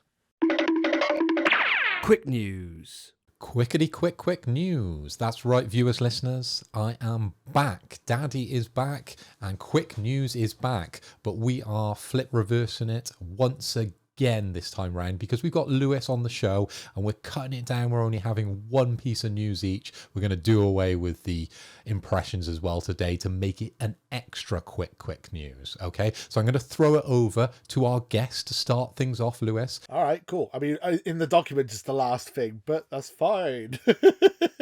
So Stellar Blade has been confirmed to be coming out this year, which is interesting, because I didn't think that game was ever going to be coming out. So what do you guys think of that? Yeah, I mean, it's one of those things that we had a surprise kind of announcement on PS Blog where they were like, oh, things to look forward to in 2024. And since then, there was then a kind of sizzle trailer where they showed a load of different games that are being there. Most of them we know about, you know, like the likes of Concord and Helldivers 2, Rise of the Ronin. And then you had two other ones that have kind of had a big question mark on them for quite a while, and that being Stellar Blade. Now, Stellar Blade, obviously, that's a banger. A juicer of a game that I've been on about since day one, since we first saw it. And Spencer's on about it because of her arse. And that's mostly the reason. But we thought it was coming out in 2023, originally supposed to come out then, originally anticipated for around about the October, and then just went dark.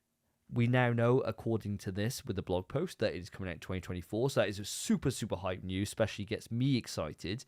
And then we got another one alongside that, which is Silent Hill 2. So Silent Hill 2 gets the 2024 treatment. So our 2024 is looking pretty busy, boys. Now, out of this list, are any of you guys excited for either Stellar Blade or Silent Hill 2?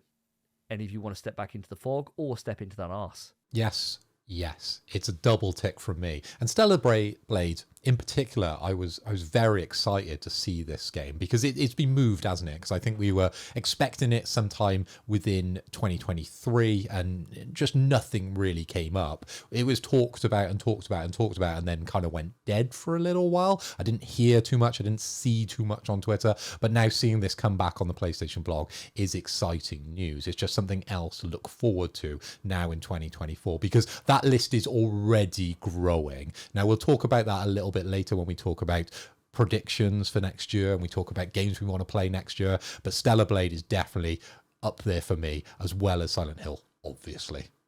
What about yourself, Spence? For me, well, Silent Hill 2, I've not played any Silent Hill games. Ever? Oh, I've watched playthroughs of them. My old favorite channel, which used to be Two Best Friends Play, they ended up stopped being friends. So they stopped playing games. Loved them. That was about 5 years ago. They used to play all of them. So I've seen them, but that was 5 years ago they stopped. And it was about 5 years before then they did them. So it's been 10 years since I've seen anything Silent Hill. So I'm completely blind. All I know is that Silent Hill 2 has a dog ending. yes. And that is it. That is all I know, because it was an Easter egg and I've seen an Easter egg video. That is literally all I know. And there's a nurse, or there's nurses, which are, you know, chuck a bag on it, do the job. And there's Pyramid Head, which, leave him as he is. He's a beautiful man. But that's literally all I know about Silent Hill 2. Or Silent Hill at all. And there's Fog. I've seen the films. Okay. Seen the films. Films are Brutal good. films. But I'm so keen to get into Silent Hill. I've never actually played it at all. I'm keen to learn everything about it. I think it's going to be a great time. And yeah, that's it really. It's another survival horror that I need to dip my toes into. Sorry to inwardly promote a channel here, but if you do want to know about Silent Hill and the history of Silent Hill, there might be a content creator amongst us that might be covering it soon on their channel. That's true. Thank you for the layup, Phil. I appreciate that. Yes, I will be doing it. It's kind of unfortunate for me in a way, right? Because it's a lot of work. There is a lot of these games. But across 2024, that is what I will be reviewing on my personal YouTube. So if you are like Spence and you want to learn more about Silent Hill, you want to learn more about the development for it, how the games hold up this day and age in 2024, check on over to SSJ Davey. On the road to 10K, baby. Let's make it happen in 2024. Thank you for that layup, Phil. Appreciate that. Lewis, you're not much of a survival horror expert by any stretch of the imagination. Will you be interested in visiting the town of Silent Hill, or are you more of looking at that lovely fat ass in Stellar Blade? Well, I just wanted to say congratulations on 5,000 subscribers first, because you've congratulations on Thank hitting you. that milestone. That's something I've been trying to get for the last 10 years, and I'm about 20 subscribers away, so I'm a bit annoyed that you beat me to it, but there you go. Congratulations. Oh, sorry, mate. It's all good. It's all good. I am a bit of a pussy when it comes to like horror games, to be perfectly honest. All I know about horror games, I've been from watching your channel, to be honest. I'm probably not going to be playing Silent Hill 2, even though I've heard it's a fantastic game. But, let's see if I ever finish Alan Wake 2 first, and then I might move on to Silent Hill 2 if I ever beat Alan Wake 2. I thought it was interesting that this year is going to be the year of the Blades. So on Xbox, you got the Hellblade 2, and on PlayStation, you got Stellar Blade. So it's like, do you want your anime waifu with a tight ass, or do you want a crazy bitch who's like covered in mud? I was like, oh, I don't know. Which one do you go for? Ooh. What normally seems to happen from my personal experience is you go for the one who's like super mint, and then when you actually bring them back, you realize that they're actually that down in the dirt psycho bitch. Whereas Hellblade, that Senua herself, she's the crab lady, bro. Yeah, she is. She's that. She'll give you that nosh. Got them. And should be, and really, you get noshed by like 10 different people. Well, yeah. No, but maybe one of them's bad at head, and you got to be like, as she goes down, you're like, please, not her. Yeah, yeah. Not her, Mary. please. Not Mary, please, come on. Where's Sarah? Come on, where's Sarah at? Come on. Where's Ruby? Oh, yeah, that's my sister's name. Oh. That's that. Oh, That's that, thank you. Why'd your mum name her after a stripper, bro? I don't know. But we're twins, so she looks like me, so that might help you. Yeah. that's a hard wank. Oh, no. Not for him. Jesus. Well, there's enough of that. Davey, you have some news? I do indeed. I got quick news at the wazoo. Quick news. Now, I shouldn't be happy about this, right? Because this is bad news. And we've reported on a lot of this kind of stuff on the podcast over especially the last 10 episodes of the show. We've got another closure, guys. Sad. Sad all round. But is it, though? But is it? No, it's not. Do you know why? Because it's First Contact Entertainment. You may be thinking to yourself, Davey, they sound familiar. And why are you kind of happy about this? They're the guys that developed Firewall Ultra. Firewall Ultra, get in the fucking bin. I've ranted about it enough. It's a game that I bought full price on PSVR 2 earlier this year, and I was robbed. Lewrian, I blame you for that. You turned around to me and said, Davey, are you going to get it? It looks really good. It looks really good. And do you know what? I was suckered in, and I just thought, yeah, I'm going to buy it. Fucking hate this game. I hate it. I actually hate it. They closed down. Right now, here's what they've said. Okay, so this is verbatim from their Twitter. After almost 8 years of working with the most amazing team I've ever had the pleasure of being part of, I'm sad to announce that we will be closing our company, First Contact Entertainment, by the end of the year. The lack of support for VR within the industry has eventually taken its toll. As a AAA VR game developer, we are just not able to justify the expense needed gouging forward. They meant going forward. Could have quality controlled that. We are a team of fearless innovators willing to push new technologies to its limits. I'm extremely proud of the team and grateful to our investors, our partners, and of course our community of dedicated and passionate players. It's been a wild ride. Thank you. Right, now before I get you guys' thoughts on this, fuck off, First Contact Entertainment. What are you on about in this? This is by far the worst post I've ever seen for people getting laid off because it's full of bullshit. Total bullshit. Right? Lack of support for VR within the industry has eventually taken its toll. This was published by Sony, so you were paid by Sony for this game. It's just that nobody bought your fucking game because it didn't fucking release. It released broken. You couldn't play it for fucking months. And they're like, oh, lack of support for VR within the industry. You didn't even use any fucking VR shit in this game. They're like innovators within it. You can't even reload your gun. You just press X to do it. Can't open a door. You go up and press R2. What do? They made it so you aim where a grenade goes with your eyes. That's all they added to the VR mix. A system that nobody wanted. And they're innovators. Fuck off, man. I'm glad you're gone. This is the first time I'm ever going to... I'm going to be harsh for this. I'm glad they're gone. They literally are a waste of the VR landscape. They make VR look bad. If I put somebody in that game for the first time, they're not going to be like, wow, VR's the future. They'll be like, fuck VR. And I just think, fuck them. They've pissed me off enough. I'm glad they're gone. Harsh. Should done better. Should done better. Spence, any thoughts on this? You know what? You were extremely harsh, but I actually completely agree with you. The only annoying thing is we did buy this game. Yeah. And the thing is, it was released as games are nowadays, broken, but with the promise of being fixed. They can't even fix it now. No. The game is just eternally fucked. And they're like, we're so proud of our innovative team. Proud of what, fam? You did nothing. Like, literally, like you said, can't reload, can't open doors. You throw grenades with your eyes. I couldn't believe that was a mechanic. The only good thing they did, the best thing they've ever come up with, is if someone throws a flash grenade, if you close your eyes, the effects are lessened. Yeah. Brilliant. That was great. Brilliant. They put that amount of thought into, ready, crazy one, reloading your gun. What? Brilliant game. Oh, and if the matchmaking worked. Yeah. Brilliant game. Which entirely online game, by the way, no campaign. If the matchmaking worked, yeah, it might be good. Works Doesn't. now. It does now. No one's there. No one's there, because guess what? It took too long. Yeah, tell you what, I hope you have a great time over at Medium Molecule. It's like, get gone, man. I completely agree with you. As harsh as it is, and we've had a lot of closures and a lot of people getting sacked, this one, yes, kind of deserved. It's deserved. Yeah. 100% deserved. Like, if you ain't putting out the goods, get out the fucking game. Yeah. And VR, you've got the best chance to come out with a big swinging dick by doing something original, something with high production value, gets a lot of eyes on it in the VR world. And even though it's a lot smaller of a landscape, people will talk about it and it will become really, people will really fucking champion it. If you come out with a lazy ass fucking game that does barely anything VR led, what do you expect? Yeah. And that's it. Phil, have I been too harsh on this, or have me and Spence been too harsh? Because I think we're pretty joined up on this.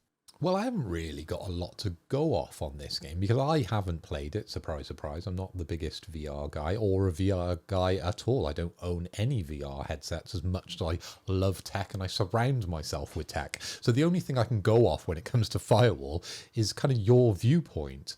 But ultimately, I'm saddened that another studio has gone, and I'm saddened that a triple A, if I'm to believe this blog post, now they put a lot of effort into this. Obviously, they've spelled a few things wrong, but you said the quality of the game was pretty poor, so they probably spent as much time developing the game as they did writing this blog post or this post on Twitter.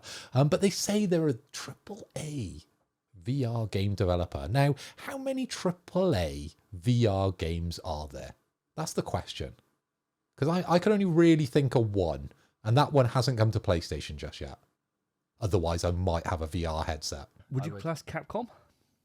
Yeah. Yeah, they are AAA games. Yeah, because, the games that can't be mentioned, 4 and 8. And 7. And 7. Yeah. Gran Turismo. Yeah, AAA. I would call them Right. out in AAA. Yeah, call them out in. So what are we saying? A handful? Handful of games? I'd call Saints and Sinners AAA. I'd Yeah. call Arizona Sunshine AAA. Yeah.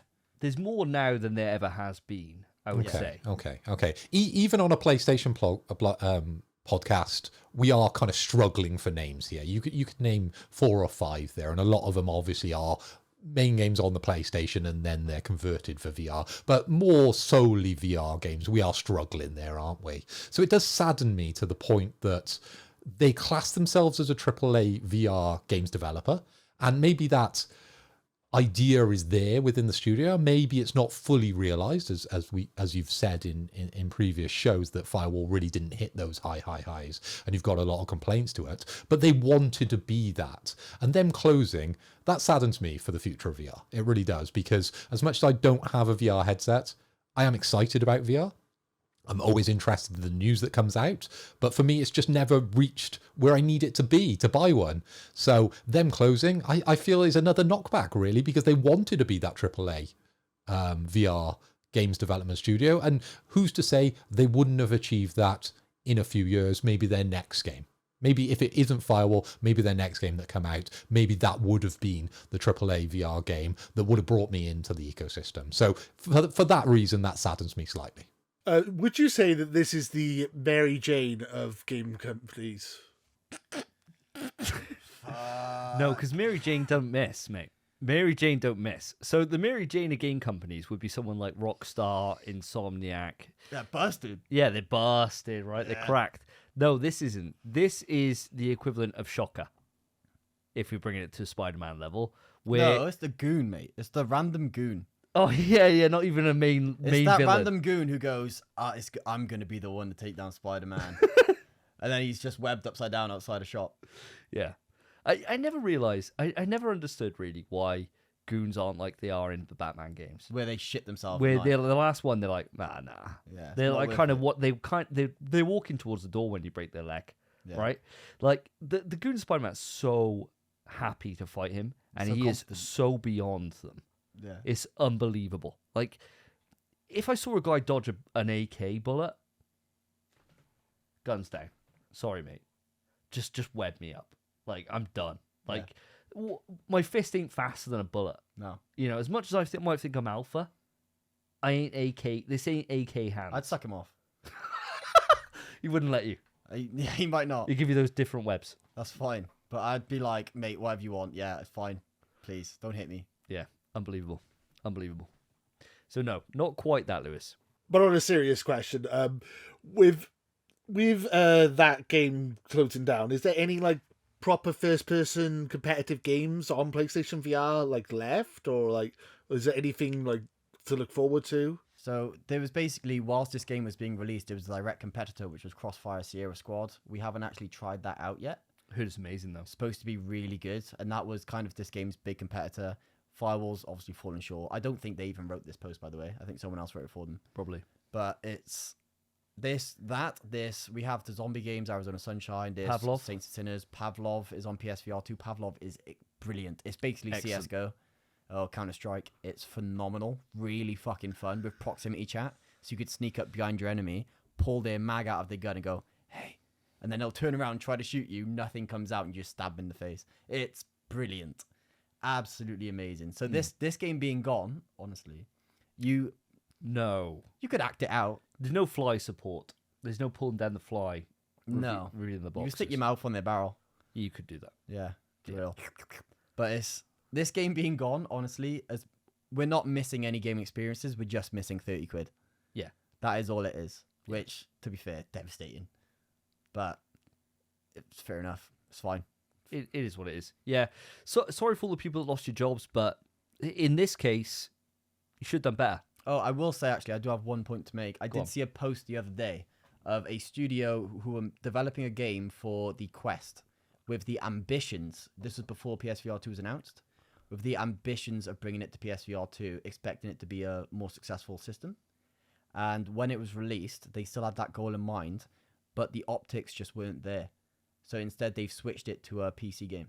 Oh, wow. To just play. They changed it to test the game so that they could test it without having to remove the headset and everything all the time. And then it turned out just fun to play like that.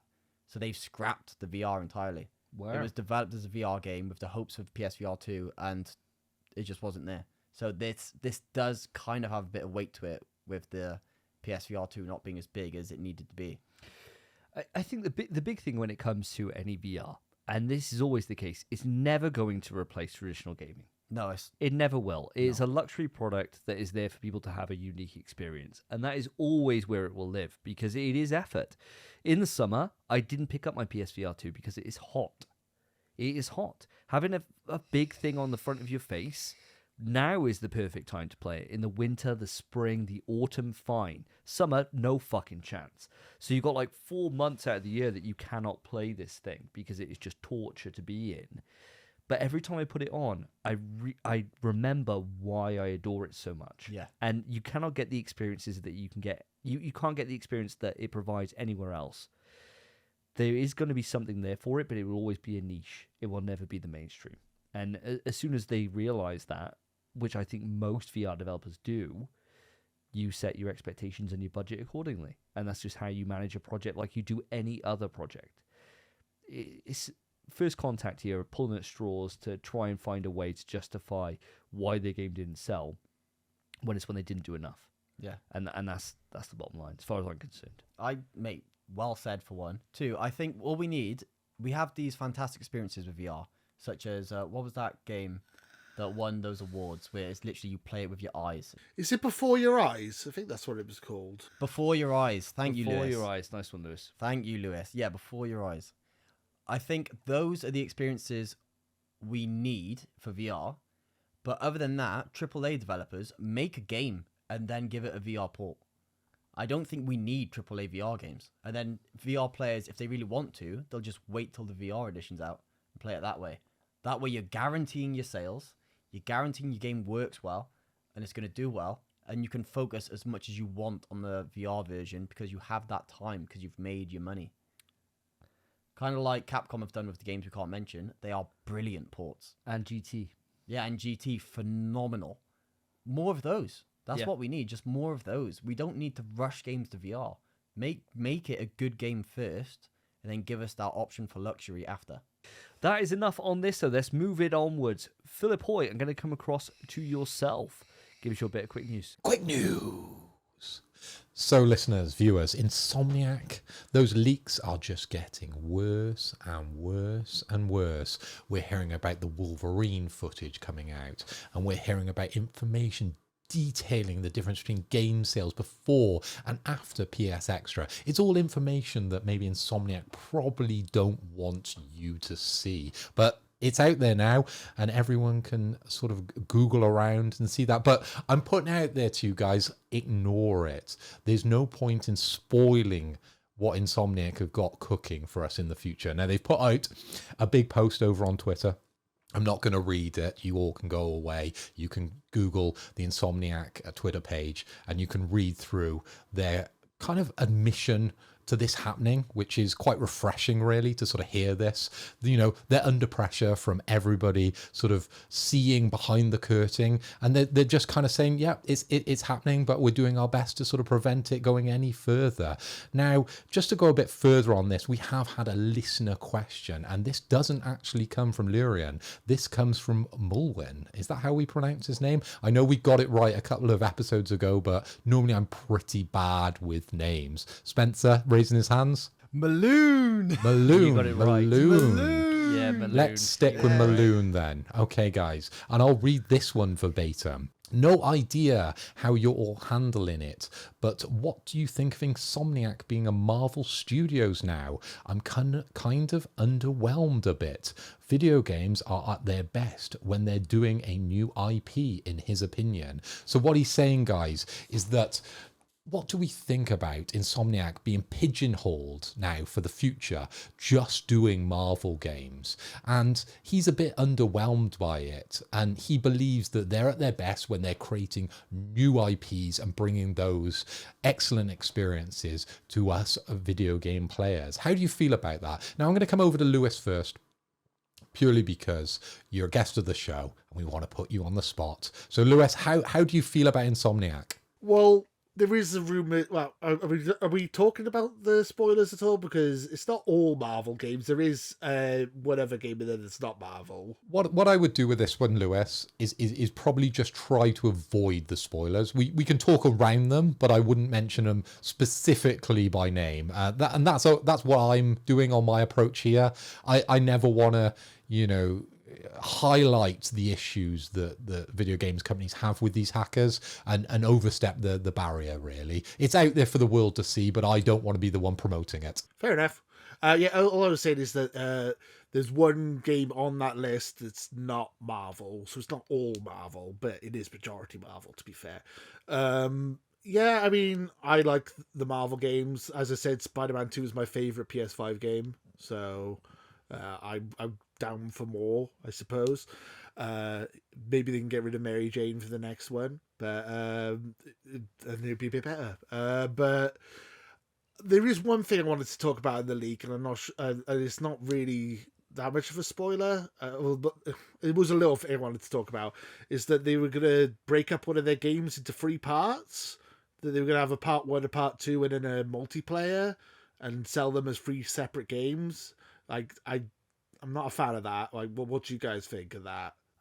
I think for me, and not so much sticking to just what you say in terms of the splitting up part. I think for me, I was really saddened by this list, and not because it kind of takes away a lot of the fun, for me, and especially for me. Let's be real. I've been wanting Resistance for a long time. I joked about it in the last episode, and I was very much tongue-in-cheek, right? Spencer's cracking up. I was very much tongue-in-cheek on the last episode, but I was genuinely gutted to realise that, actually, no, we're not going to get Resistance again. The possibility of that being spoiled for me and learning what they're going to do until, 2028 or whatever, kind of sucks. Because that takes away everything we got. Now, whenever we go into a Shag, Marry, Kill, or we go into a prediction, we can't make something to say, oh, they're going to release this game because now we know it's going to come out, right? But you say that 2031 is your year. Yeah, 2031 Resistance, baby. Resistance 4, baby. Exactly.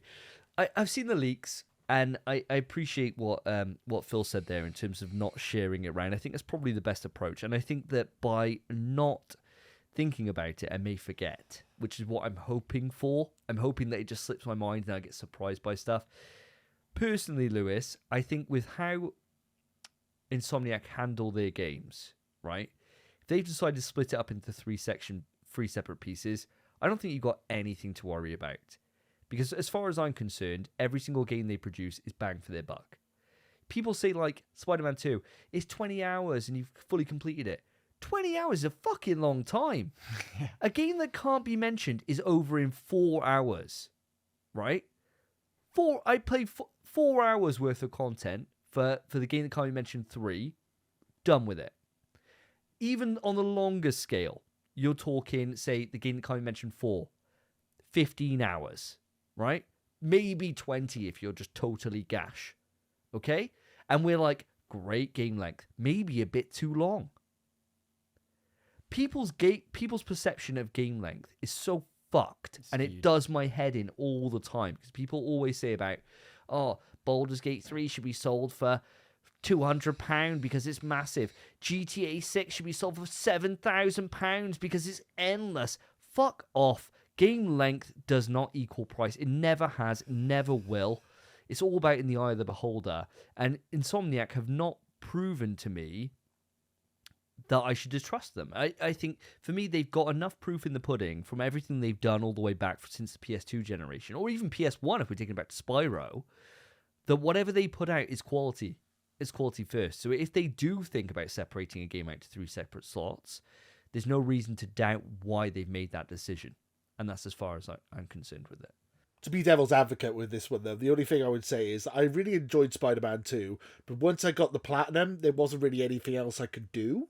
I've literally I've done everything possible in the game. Hoping the New Game Plus will be out soon, because they did say that they were going to drop that, but that's the only thing. That's the point of a platinum. That's the entire point of it, is that you've done everything. It's a badge of honor to say, I've done everything in this game. I've played it in ways that I didn't think I would need to play it. I've done things I never normally would do to be able to achieve that. And that's the point where you delete it off the system and you're done with it. It goes on the shelf. It's a badge of honor. That's the entire point of a platinum as far as I'm concerned. It's not about the length. It's about what you do with it. Just to go back to Mulewn and what he was asking there, and just to add in my 2 cents, I don't feel like Insomniac are purely just becoming a Marvel studio, because as we know, Disney are more willing these days to let other studios have some of the lesser IPs. We've just seen Blade coming out, or announced for a different studio, the guys who did Deathloop. Obviously, we had The Guardians. That wasn't developed by Insomniac. So there are Disney titles coming through, or Marvel titles coming through from different studios. So they don't all go through Insomniac. I just feel with Disney, they have a trusted name with Insomniac because of the pedigree of games that they've put out so far. With Spider-Man, they're all incredible. They're all 9s and 10s out of 10s. So they are just going to be pushing the kind of bigger titles through Insomniac, I believe. But you are going to see a bit more of a spread now across other studios, and it's not purely always going to be Insomniac. I don't feel, though, Insomniac now, they are going to still have some time. Excuse my words. They are going to still have some time to develop those IPs. So we're not going to lose those. I don't believe that. I don't believe that Insomniac are going to become purely Marvel, and you'll lose those creative IPs that you're talking about there. I think there's more to come for the future of them. To be fair, lads, honestly, after listening to all of you giving your points, everything, I completely agree with all of you. There's kind of a lot to talk about here, and I'll go through each of your points individually. So for one, about one of the series being split in 3 ways. As long as the work's in there for those games, it doesn't matter. Look at Final Fantasy VII. Phenomenal. I would have paid more than the 70 quid for that game, and I would pay more for the next part. It doesn't matter. As long as the bang for your buck is there, it's worth whatever. Even if it's only a segment of the game, if the value is in that segment, it's worth what you pay for it. It does not matter. Pay for what you want. If you can't afford it at the time, if you don't think it's worth that amount, wait for it to go down. It will, unless it's on Nintendo. If it's not Nintendo, you're fine. Yeah. Just give it a few weeks, a few months. Play it a bit later. It's fine. In regards to Insomniac's leaks and Mulewn, your question, awful. I hate these leaks. I hate seeing these. But ultimately, Insomniac aren't really one for new IP anyway. They've always been running the same IPs. We've had Spyro, we've had Ratchet, and now they've been given Marvel games. They're not very inventive with their new IPs. Well, I mean, you got Resistance and Sunset Overdrive. Yeah, but Sunset Overdrive was a one-off. Yeah, true. Massive one-off. Yeah, true. And Resistance came and gone. Came and gone. It's came and gone. Oh, mate. I know, I'm breaking your heart, but it's come and gone. 3 games. 3 games. What's more successful, Ratchet or Resistance? All right. Spider-Man or Resistance? Okay, all right. Come on. Yeah. They're going to stick to their games that they know how to do. And Ratchet is just Spyro, but you're Ratchet instead, going through different worlds. Going through different planets rather than different portals or whatever Spyro does. Yep. Same kind of thing. It's just a bit more advanced now because we're a bit in the future. Them not doing new IPs is fine because they're not really a studio that excels at that. They're good at building on what they already have. That now being Marvel products, honestly, I would be upset if it wasn't Insomniac, who I trust full-heartedly. They have smashed it every time. I imagine they will continue to smash it every time. And these leaks, as much as it might bum you out, seeing game title this, game title that, Street Fighter 6 got leaked like 2 years ago, and we thought, yeah, we expect that, but we didn't think anything of it. As soon as they revealed Street Fighter 6, we were like, holy fucking shit, this game's going to be amazing. Don't just base your opinion on a title on a white screen, on a Word document. Wait till you see the game. Because although it's just a Marvel game, they could add some new twists, new mechanics. They could do so much with these characters and these IPs. It's a shame that all of them are coming from the same tree, but they could branch off in so many different ways. I think that's a really good point, and that's something that Mulewn, just to double down on this, is that yeah, I am gutted that it is solely kind of existing IP in a way, in that it's the Marvel IP. However, the big differentiator is always going to be gameplay, and with the ones that have leaked, if you've got very different gameplay styles. Like Phil, you mentioned about Guardians of the Galaxy earlier, plays very different to how Spider-Man plays, which plays very different from how Marvel's Avengers plays. As long as they make a clear distinction between it, I don't think there's anything to worry about because it will feel like a fresh new experience. And you'll be thinking, God, I can't wait till I can play whatever this game is without spoiling it. Can't wait to play with the guy who shoots lasers out of his eyes, which I'm not going to spoil what it is, but I'm super hyped to see him in this game.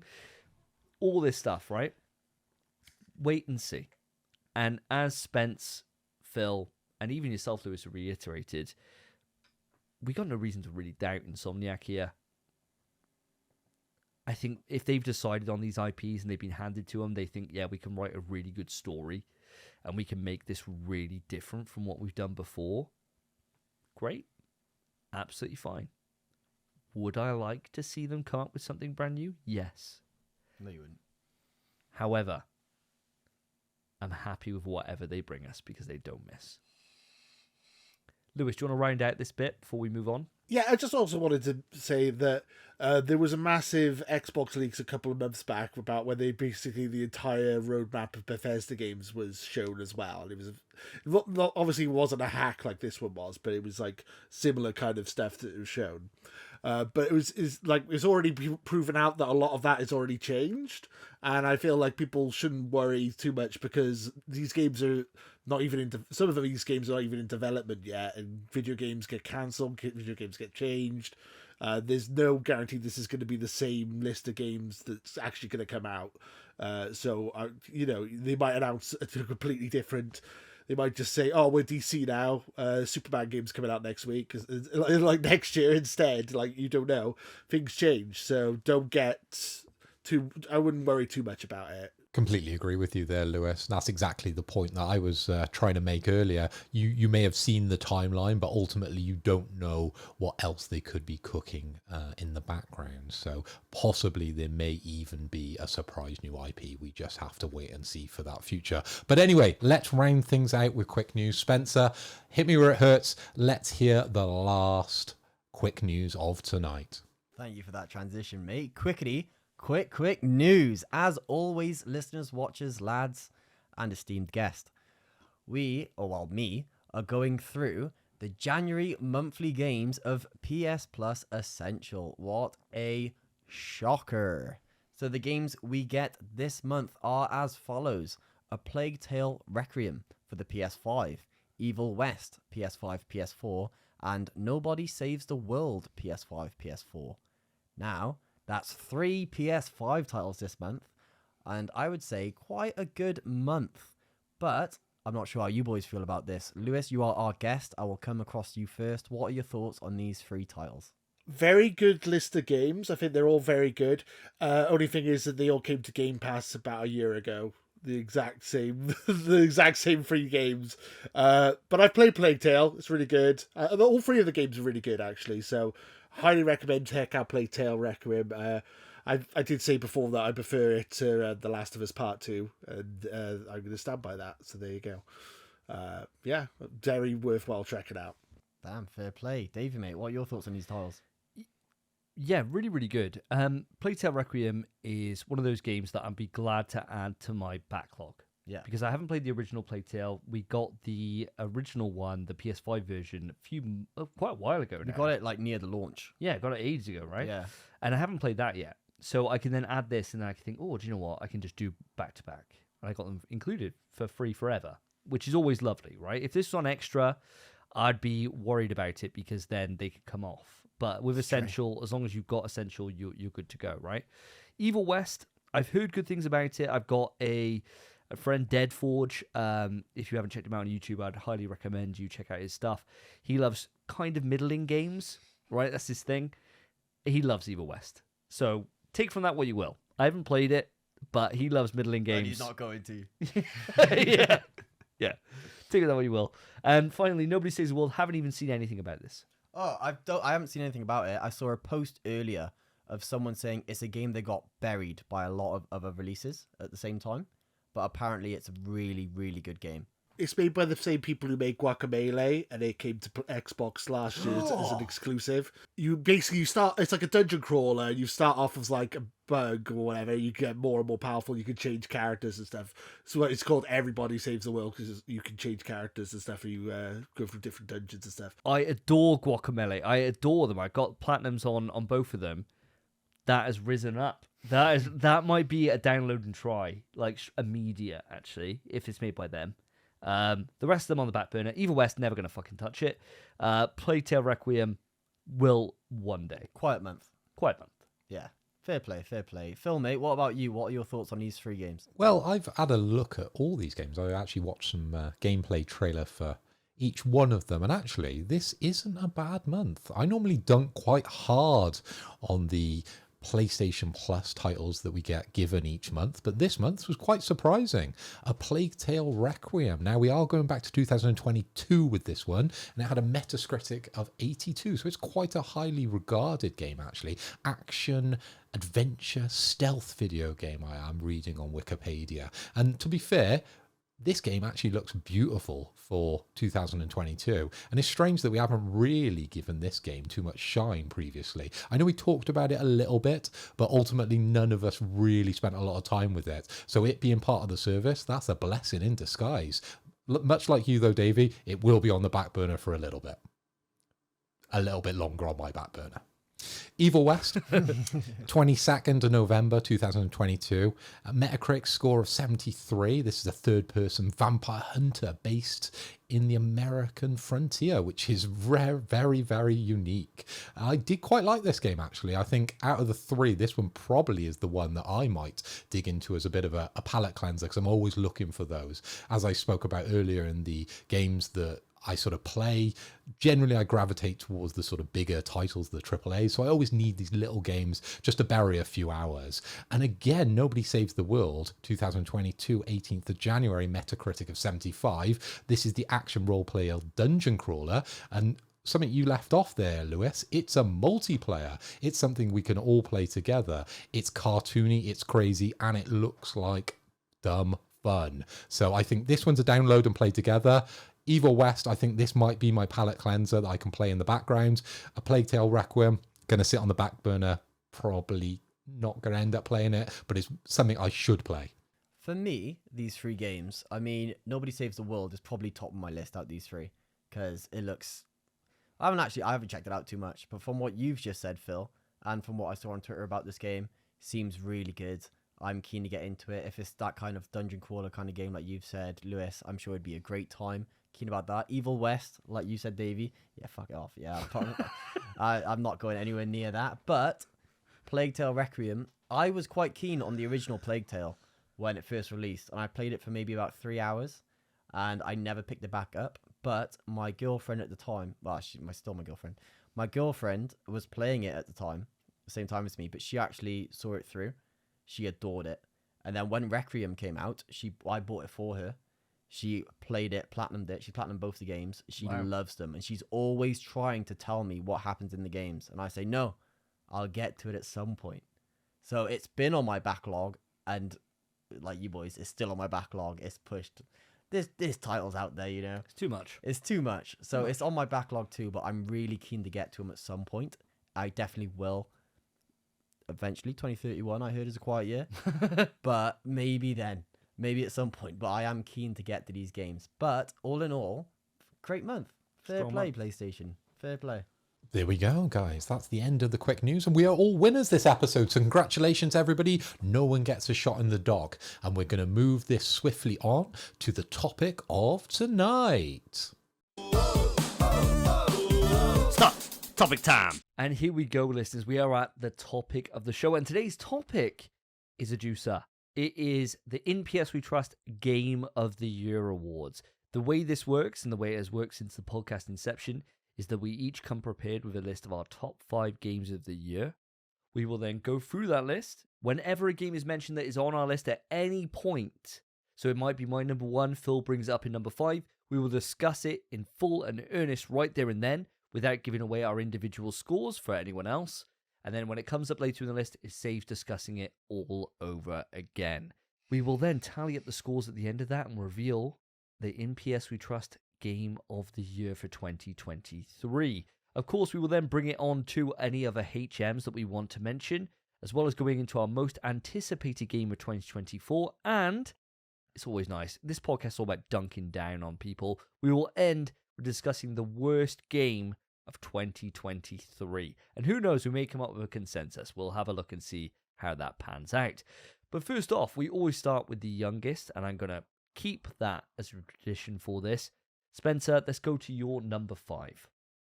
Okay, thank you for that, mate. Now, this might come to everyone as a shock, but for me, I've done a lot of deliberating, thought about it, and I changed it about 20 seconds ago. My number 5, fuck me, I can't even say this, is Spider-Man 2. Oh, Spider-Man 2 coming in at number 5. Number 5. I really thought it'd be higher, but the more I think about it, because even after I platinumed this game, I kept playing it. Still swinging around, but ultimately, I kept playing it to abuse glitches and bugs. Because I was swinging out the map, seeing how far I could go. There's one point you keep swinging, Peter disappears, and then the wall disappears, and then you fall to your death, and you just respawn. And that, it takes 30,000 meters of swinging. I've done it. It takes 20 minutes. It's long. But that was about it then. Ran out of shit to do. Uninstalled. And I haven't really thought about Spider-Man. The reason it's gone to 5th place, I don't think about it anymore. Whereas, like, say last year, our winner, God of War Ragnarok, always on my mind. Always on my mind. So the reason it was on my 3rd place, I bumped it down to 5th, just because I do not think about this game anymore. And it's just behind me. I'm just done with it. It's not a game that's kept my retention, let's say. And it's not a game I'll revisit. Okay. Well, wow. Kicking off. I know. Strong number 5. Yeah. Does Spider-Man 2 appear on anybody else's list? If it does, let's pass it over to you guys. Say your piece. Didn't make my cut at all. I love it. It's my favorite PlayStation game, but it did make my top 5. And that just proves how great this year's been, to be honest, because it is a really good game and it deserves some credit, but didn't make my top 5. And as same as Spencer, as soon as I beat it, I'm kind of been done with it. I haven't really gone back. I haven't really thought about it since I got the platinum, to be honest, which is a shame because I loved Spider-Man 1 and Miles Morales. So yeah, but it was a good game, but didn't make my list. No, that's fair enough. It is a massive shame. Phil, has this game appeared on your list at all? Well, I'm sorry that, all maybe Davey's negativity has got to you boys, especially you, Spencer. I feel like you've been heavily swayed with the kind of minute issues that Davey and maybe even I've highlighted earlier that we have with this game, because it is a spectacular experience and it is actually my game of the year. It got my vote right from the start. Wow. Give it I away. really enjoyed this game all the way. It was number 1, so I have to say it now. It did feature on my list. It is my game of the year. I did complete it. I did platinum it. It's the number 14th platinum, if you haven't heard that one. And it's the only game on my top 5 that I have actually platinumed.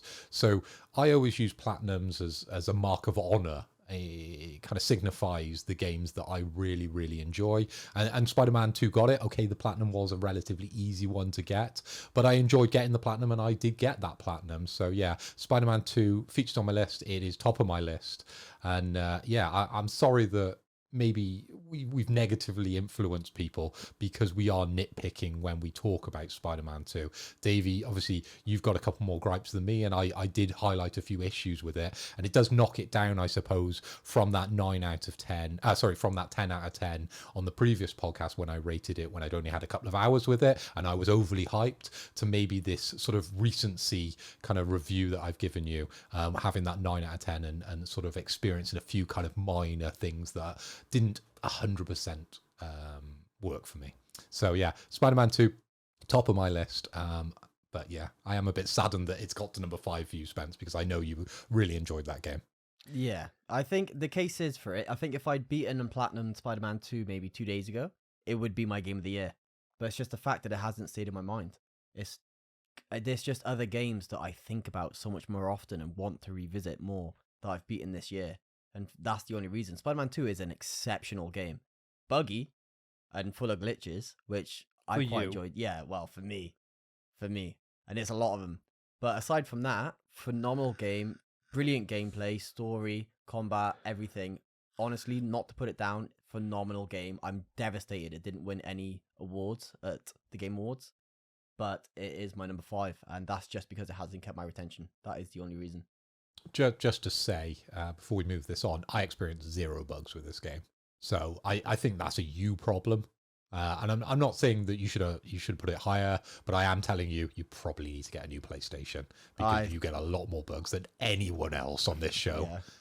I do, but you also played it 3 patches later. I didn't get any bugs, but I did really enjoy this game. I just think that there was 5 or 6 games that I preferred this year, and it just didn't quite make the cut personally. But I did really enjoy it, and I think it's a really good game. Just think 2023 has been a fucking insane year for great games, personally. Well, guys, when it comes to Spider-Man 2, it is not on my list either, Lewis. It is not there. I think 2023 has been a year which has been absolutely insane. Absolutely insane. And I think the games that I've got that I will bring to the table shortly, for me, kind of on the same lines as you, Spence, in terms of I do not think about Spider-Man 2 at all. I think when the games of the year list were shown, I didn't think it deserved to win any awards. I don't think it excelled in any particular category that put it above anything else. I thought the story was not a patch on the first game. I thought gameplay was better in every single way. Graphical level was great, sure. Presentation was superb. But does it hang with the likes of even Horizon? No, I don't think so. I don't think it's up there with that. I don't think it's up there with Returnal. I don't think it's up there with God of War Ragnarok. I think from the first party experiences, I think it's kind of middle of the pack run. And sure, that's a 9 out of 10 experience, yeah. Yeah, it is. But that's what we get for first party now. I don't think it does anything overly special. And I was surprised that it was featured into the Game of the Year discussion from the Game Awards, because for me, it doesn't hang with the big boys that are up in that list. I will say, sorry, just to cut you off, the only Game Award I expected them to win, the only one, because they were never winning Game of the Year. No. And a lot of the awards they were put forward, they'd never win. I thought Yuri Lowenthal would win Best of the Year. No. Because I thought his Venom voice was really good, and the switching of Peter and stuff throughout the progression, I thought he did a really good job. He did, and this isn't taken away from it. And I suppose this is always the thing that we always have to preference when it comes to this or Horizon or anything.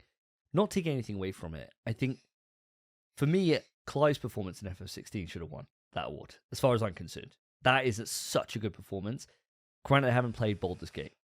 No. So, you know. And the amount of dialogue in Baldur's Gate is like judge. 200 hours of dialogue. I can't judge. That one, and I can't say anything. So.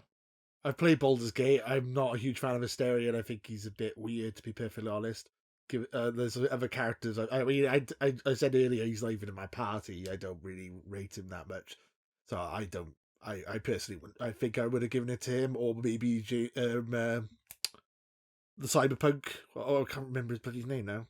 Idris Elba. Idris Elba. Idris Elba, or the voice actor of the year, or like just because it's Intercell, but really, but or yeah, well, as you said, Yuri Lowenthal. Yeah.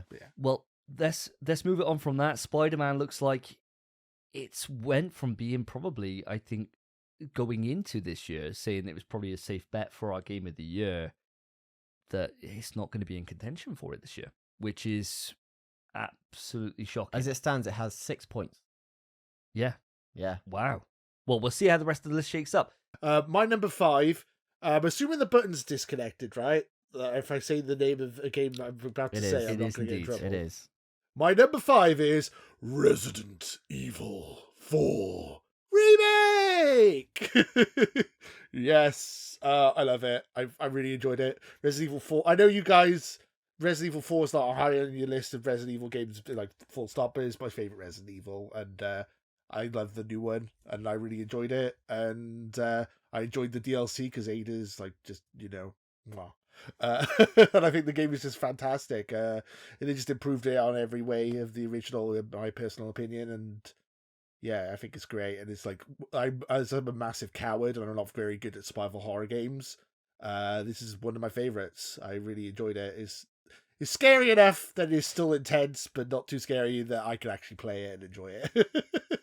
So yeah, it's my number 5. Does anyone else have Resident Evil 4 Remake on their list? I do have it on my list. I'm not going to say where it is. I think I'm not going to spoil where the games are on my list as I go through. I recommend you guys do the same, but I will say my piece about it now. Resident Evil 4 Remake is a game that I had high expectations because Capcom, as we know, they don't miss. And I went in being not a fan of Resident Evil 4 in any way, shape, or form. I think it's very middling. I think it's overrated, if anything. And that it's not even a Resident Evil game. And I came out from this being completely blown away. I thought the Resident Evil 4 Remake's one of the best Resident Evils of all time. I stand by that. I played it through on the hardest difficulty on hardcore. And I think that was maybe part of the reason why, because resources were so strict. It was very much banging the beat of the same drum that I love for Resident Evil, which is having to manage everything so closely, yet also tying it into really engaging gameplay with the knife and the melee combat and everything else. And the story of Resident Evil 4 isn't great in the original. In the remake, they added to it so much more with the lore and the files and everything else, and then they bang on top of that with separate ways, which absolutely kicks ass. This game this year has been a real testament to what Capcom can do now with a remake, and I honestly was blown away by it this year. Exceptional game. Definitely appears on my list. Well, I guess I'll follow suit. It also appears on my list. I will also not say where, but more or less all the exact same points as Davey said.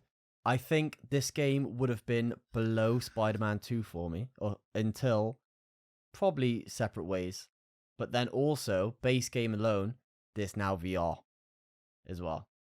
And that's just another brand new, completely different way to play the game. It changes how the mechanics work. You can dual wield and shit. You have to parry the chainsaw yourself with the knife. That's gotta be terrifying.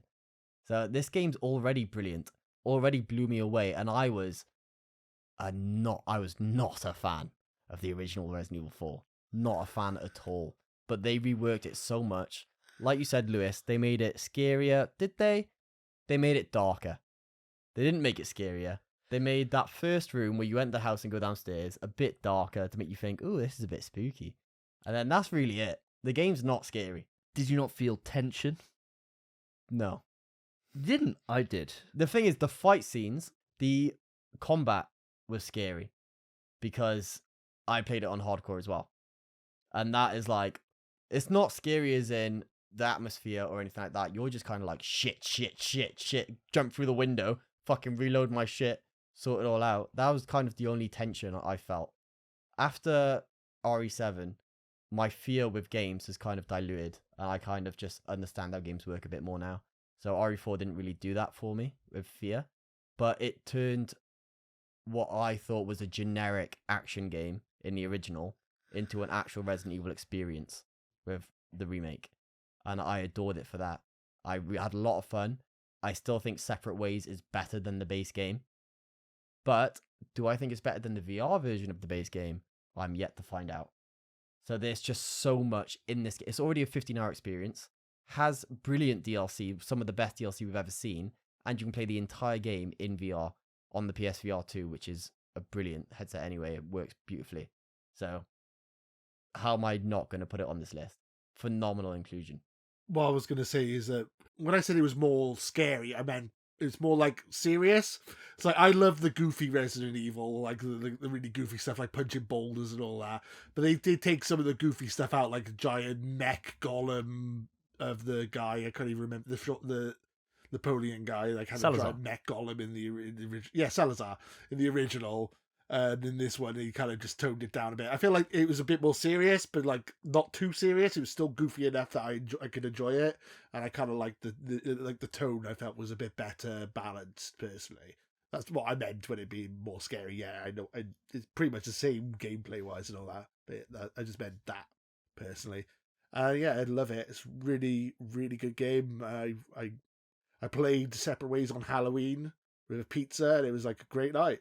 Probably my favourite Halloween I've had in years. And just chilling, playing Resident Evil. I loved it. Yeah, so my number 5 for sure. Phil, did it make it to your list at all? Well, surprise, surprise, for the ones that have noticed, I might be a fan of the series that this game comes from, because actually we can mention it because the button is off. Resident Evil 4 does make my list. And for me, exactly the same way that Davey sort of described it, I wasn't a fan of the original. I would have rated this pretty low on my list of all-time favourite Resident Evils. I know the community absolutely bangs Resident Evil 4. They froth over it, don't they? And they were really wanting this remake, and I was a little bit apprehensive, I think, to dive into this because they sold it as it becoming a darker Resident Evil, and that's kind of what I wanted from the series. And Spencer, you correctly identified they did start off that way, but it quickly jumped back into the action. But it was a game changer because they improved on every single aspect throughout the game, and for me they just elevated what was quite a good game, but really didn't fit within the Resident Evil universe, and they brought it straight back into where it needed to be with those file pickups, with all the extra lore that we got with the game. And Spence, you're completely bang on. That DLC blew me away, and like you, I thought that was the best offering that we got from this so far. I probably won't end up playing the VR. So for me, Separate Ways is going to be my favourite part of Resident Evil 4 Remake, for sure. That was absolutely an incredible experience. If anyone hasn't played that yet, please, please, please go and pick that up. Came out, I think, September this year. It was around that sort of time. So it's been out a fair bit now. You could probably get it on a bit of a discount. But Resident Evil 4 Separate Ways makes my list, and pretty high up. Not to give it away. Well, there we go. So, speaking of lists, Phil, do you want to bring on your number 5? Okay. Well, my number 5 probably is a game that I don't think anyone else on this podcast would have played. And I like to throw in a relatively small title within my sort of game of the years. I know I always refer to them as mini games. I always refer to them in kind of a derogatory fashion. But I think for this one, it needs to have a little bit of shine. And I'm talking about The Expanse. This is a Telltale game, and it's one of the first ones that I've played in sort of recent memory. I sort of dipped in and out with the Walking Dead when they first started to take on that IP, but I haven't returned. I don't overly enjoy these types of games, but the IP definitely for me carried this one and brought me into this universe. I was really interested to find out where Drummer came from, because this game is a prequel. It's set before the television series The Expanse, and I just loved it. I just loved every minute with it. It just expanded my whole viewpoint on the character, and for that reason it has to make my number 5 for Game of the Year, because of that pure experience that I got from it. But the game, it's all right, but it is hard carried by that IP, and I absolutely love The Expanse, so it had to make the list. Really well said. I mean, the thing about it is with The Expanse, your love for it has now led to me and the missus. That's our next show we start watching. Really? Honest to God, yeah. Oh my God. We're just about finished. Do it. We're nearly up to date with Reacher. As soon as we finish that, we're on to The Expanse. And then I'm going to if I get to the point where you are, with it, where you're like you froth at the gash for it, I'll have to get the Telltale game. And It takes a little bit for Drummer to come into it, so stick with it, because as soon as she comes into the series, oof, it just erupts. Okay, all right, but no, I'm really excited. I'm glad that you enjoyed your time with it so much that it made your top 5. And for me, it just adds that little bit of ray of sunshine onto the Telltale games and that kind of IP, because I love the way that they lay their games out. I love those narrative experiences. And so for me, if I enjoy the TV show, I'll definitely be joining you on The Expanse in the near future. It's definitely one of those, isn't it? If you don't know the IP, it's not a game that would have even been on your radar, apart from the couple of weeks back, which I talked about at Spence. So it's probably not a game that would ever register with you. No, it's definitely not. But I'm mega like hyped to see a Telltale game on the top 5 list at all. That's actually sick. Telltale haven't done much in a long time, obviously for certain reasons. But for them to come back swinging that hard, awesome to see. And it does kind of increase the hype. Maybe I might check out the show too. Again, backlog's big in games and shows and movies. But 2031, you know, it's coming. At it 2031, baby. Well, for my top 5, guys, I'm going a little bit different from you all. It's a game that only one other person on this podcast will have played, and it is Mini Golf VR, making my top 5.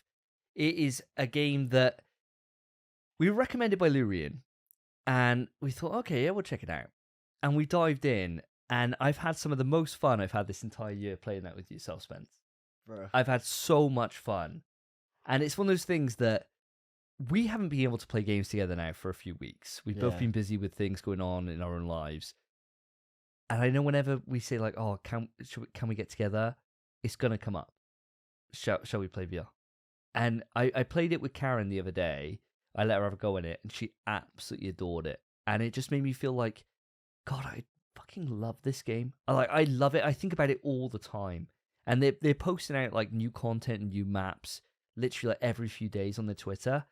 And I watch like where people get these lucky shots. Like I had that one shot this year that was like totally fluked that Mini Golf shared. And it's just like all these little moments that we just burst out laughing. I've had such a fun experience playing golf in a VR setting. And just that moment where you miss a shot and and it's just so fun. It's just a joyful experience. Easily the standout that I think if anybody want to show them VR, it's a great game because it won't make them sick. It's a fun game. You can put them in. They'll get VR immediately and they'll get the joy for it. It's a joyful experience. Easy top 5 for me. Loved it. Loved every moment of it. Damn. I mean, look, I wanted to fit this into my top 5, but ultimately it fell short. It is my honorable mention. I'll say that now because that's fine. But what a phenomenal game. Walkabout Mini Golf. Anyone who has a PSVR 2, if you're listening, just pick it up.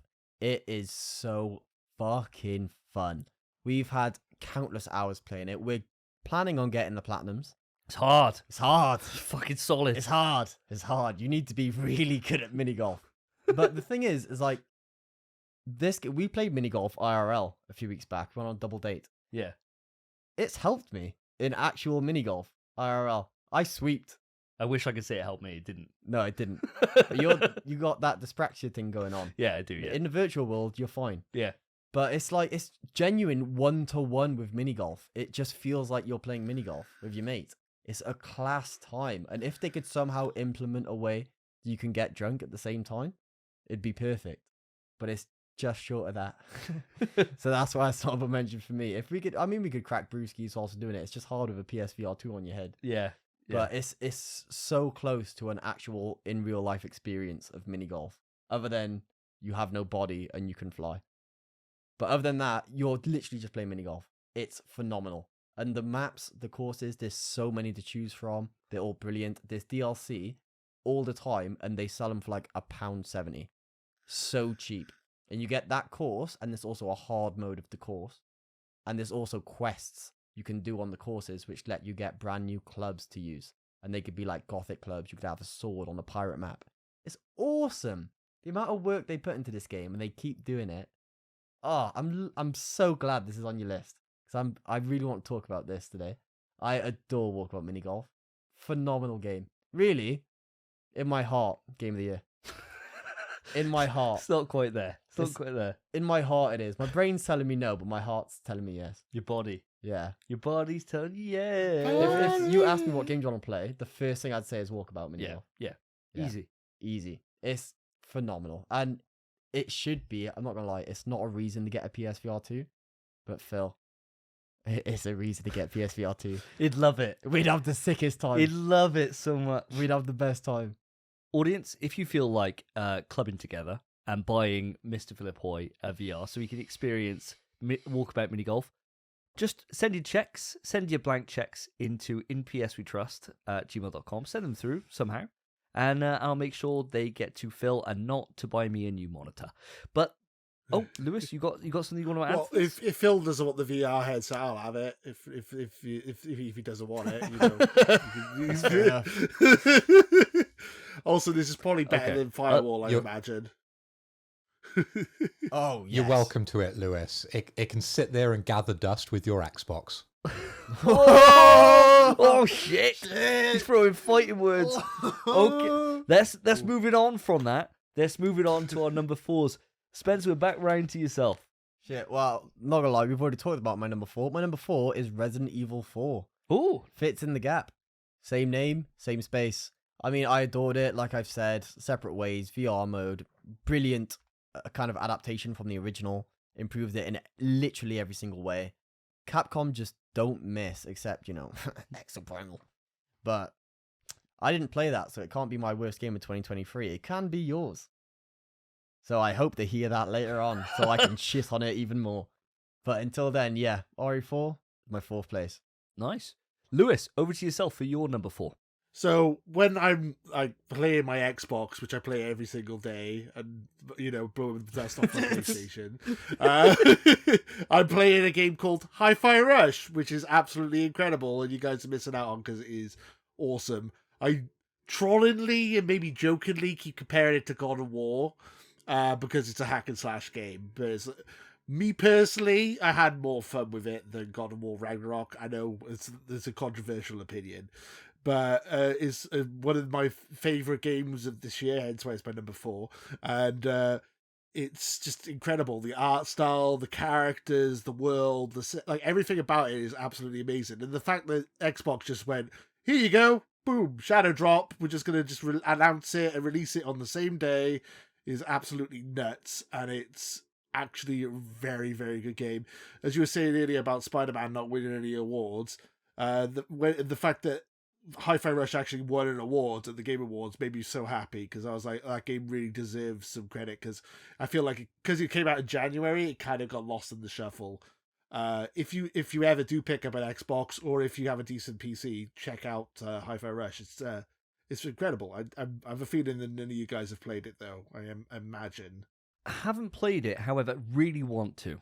And everything I've seen about it, I know I'd love it, but it's just one of those experiences that I haven't got to. So if Xbox keep going the way they've had, and they've had a great year this year, if they continue that momentum going into next year now, into 2024, and we get a few more experiences that make it worth me buying the box, hey, that's something I'll get on the background. I would say I could just play it on PC Game Pass, but I'm not a PC nerd, and I don't know how to even switch it on to game mode. I don't know what you do. You don't... Control G. That's it. Bring on the Xbox panel, right? Fuck knows. Fuck off, PC. I'll eventually play it on Xbox when they release enough good games that take my fancy. But we'll see what 2024 brings to the table. Phil, you're number 4, my friend. Okie doke, my number 4. And I kind of hope this might feature on your list, because you guys have played this game a lot more than me, but it features on my list, sort of coming in just over the expanse, and this game is Street Fighter 6. This came out, of course, the 2nd of June, and this is an ongoing game for myself. I dip in very sparingly these days, but it is one of those games that I hope to return to once we get a bit more momentum, and maybe when you guys come around and we have that night out in Bristol, we can come back and have a few sets in the world of Street Fighter 6, because I feel like a lot's changed since we last played it. Now, Street Fighter 6, this is probably the most accessible Street Fighter game out there. The things that Capcom have implemented within Street Fighter 6, it's very welcoming to newcomers. Okay, yes, if you jump into ranked, you're going to get crushed. But there's lots of systems in the game, which I appreciate, which I haven't fully taken advantage of, but I could see for newer players, this is an open arm from Capcom. They're saying, come, play in our open world. Come to our fighting hub. Learn about the world of Street Fighter. And I could imagine, I don't have the analytics in front of me, I don't have the numbers, but I'd imagine this is one of their most popular titles currently. All right, I think this is a big step forward for Street Fighter. And as I said, it's come in now at my number 4, and I really want to just give it that little bit of shine, and it is a game that I do want to return to further down the line. Really well said. Street Fighter 6 does appear in my list somewhere. It is the best Street Fighter ever made, in my opinion. I think it's the best fighting game ever made as well. I'm going to still stand by that all this time later. It's my most played game on PlayStation 5 this year. Easy, clocks way above everything else. And it's a game that I feel that my own determination with YouTube this year has got in the way of. If I was not focused on growing my YouTube channel this year, I would have fucking thousands of hours clocked up in this. I know I would. I'd be going to tournaments. It'd be taking over my life just the same way that Smash Bros did. But I haven't let it. I've kept it. It's like, you know when you get a really thirsty bird and she's keen and you pipe her, she's good. She's great even. But you think, if I keep her going, she's gonna baby trap me.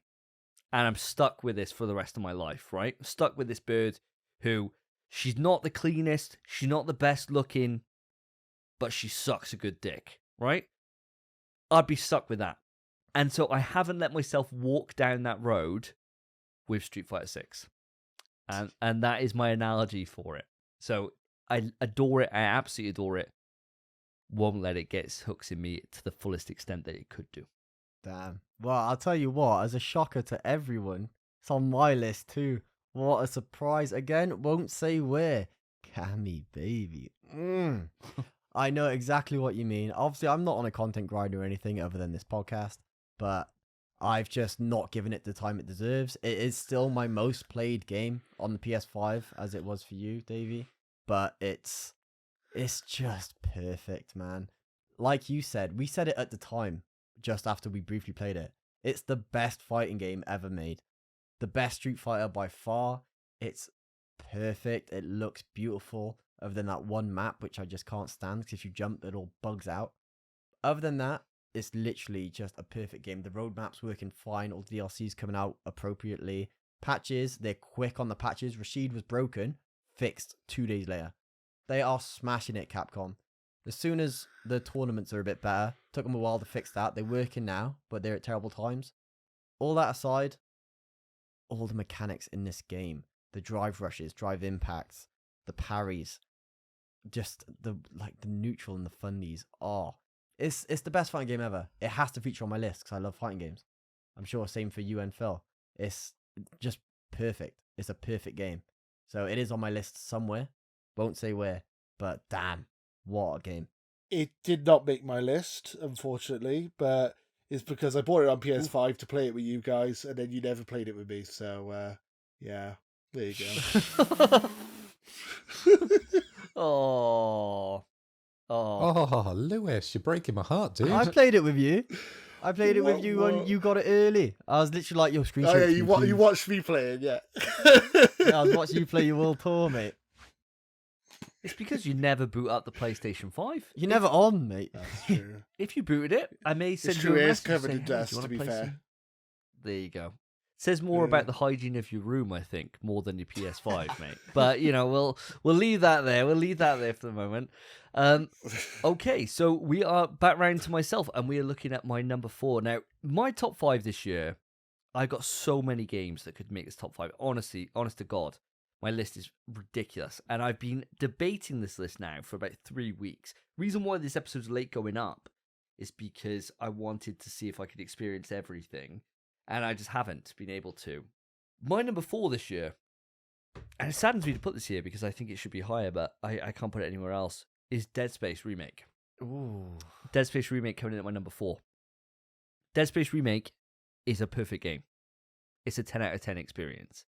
And every game I've got here above, I think the only reason why it's here is because it is such a faithful remake to Dead Space that I can't put it any higher. If that makes any sense. It does make sense. It's not inventive. It's not. No, it improves upon the original in every single way. Graphics better gameplay systems, deeper systems. But it's an existing game.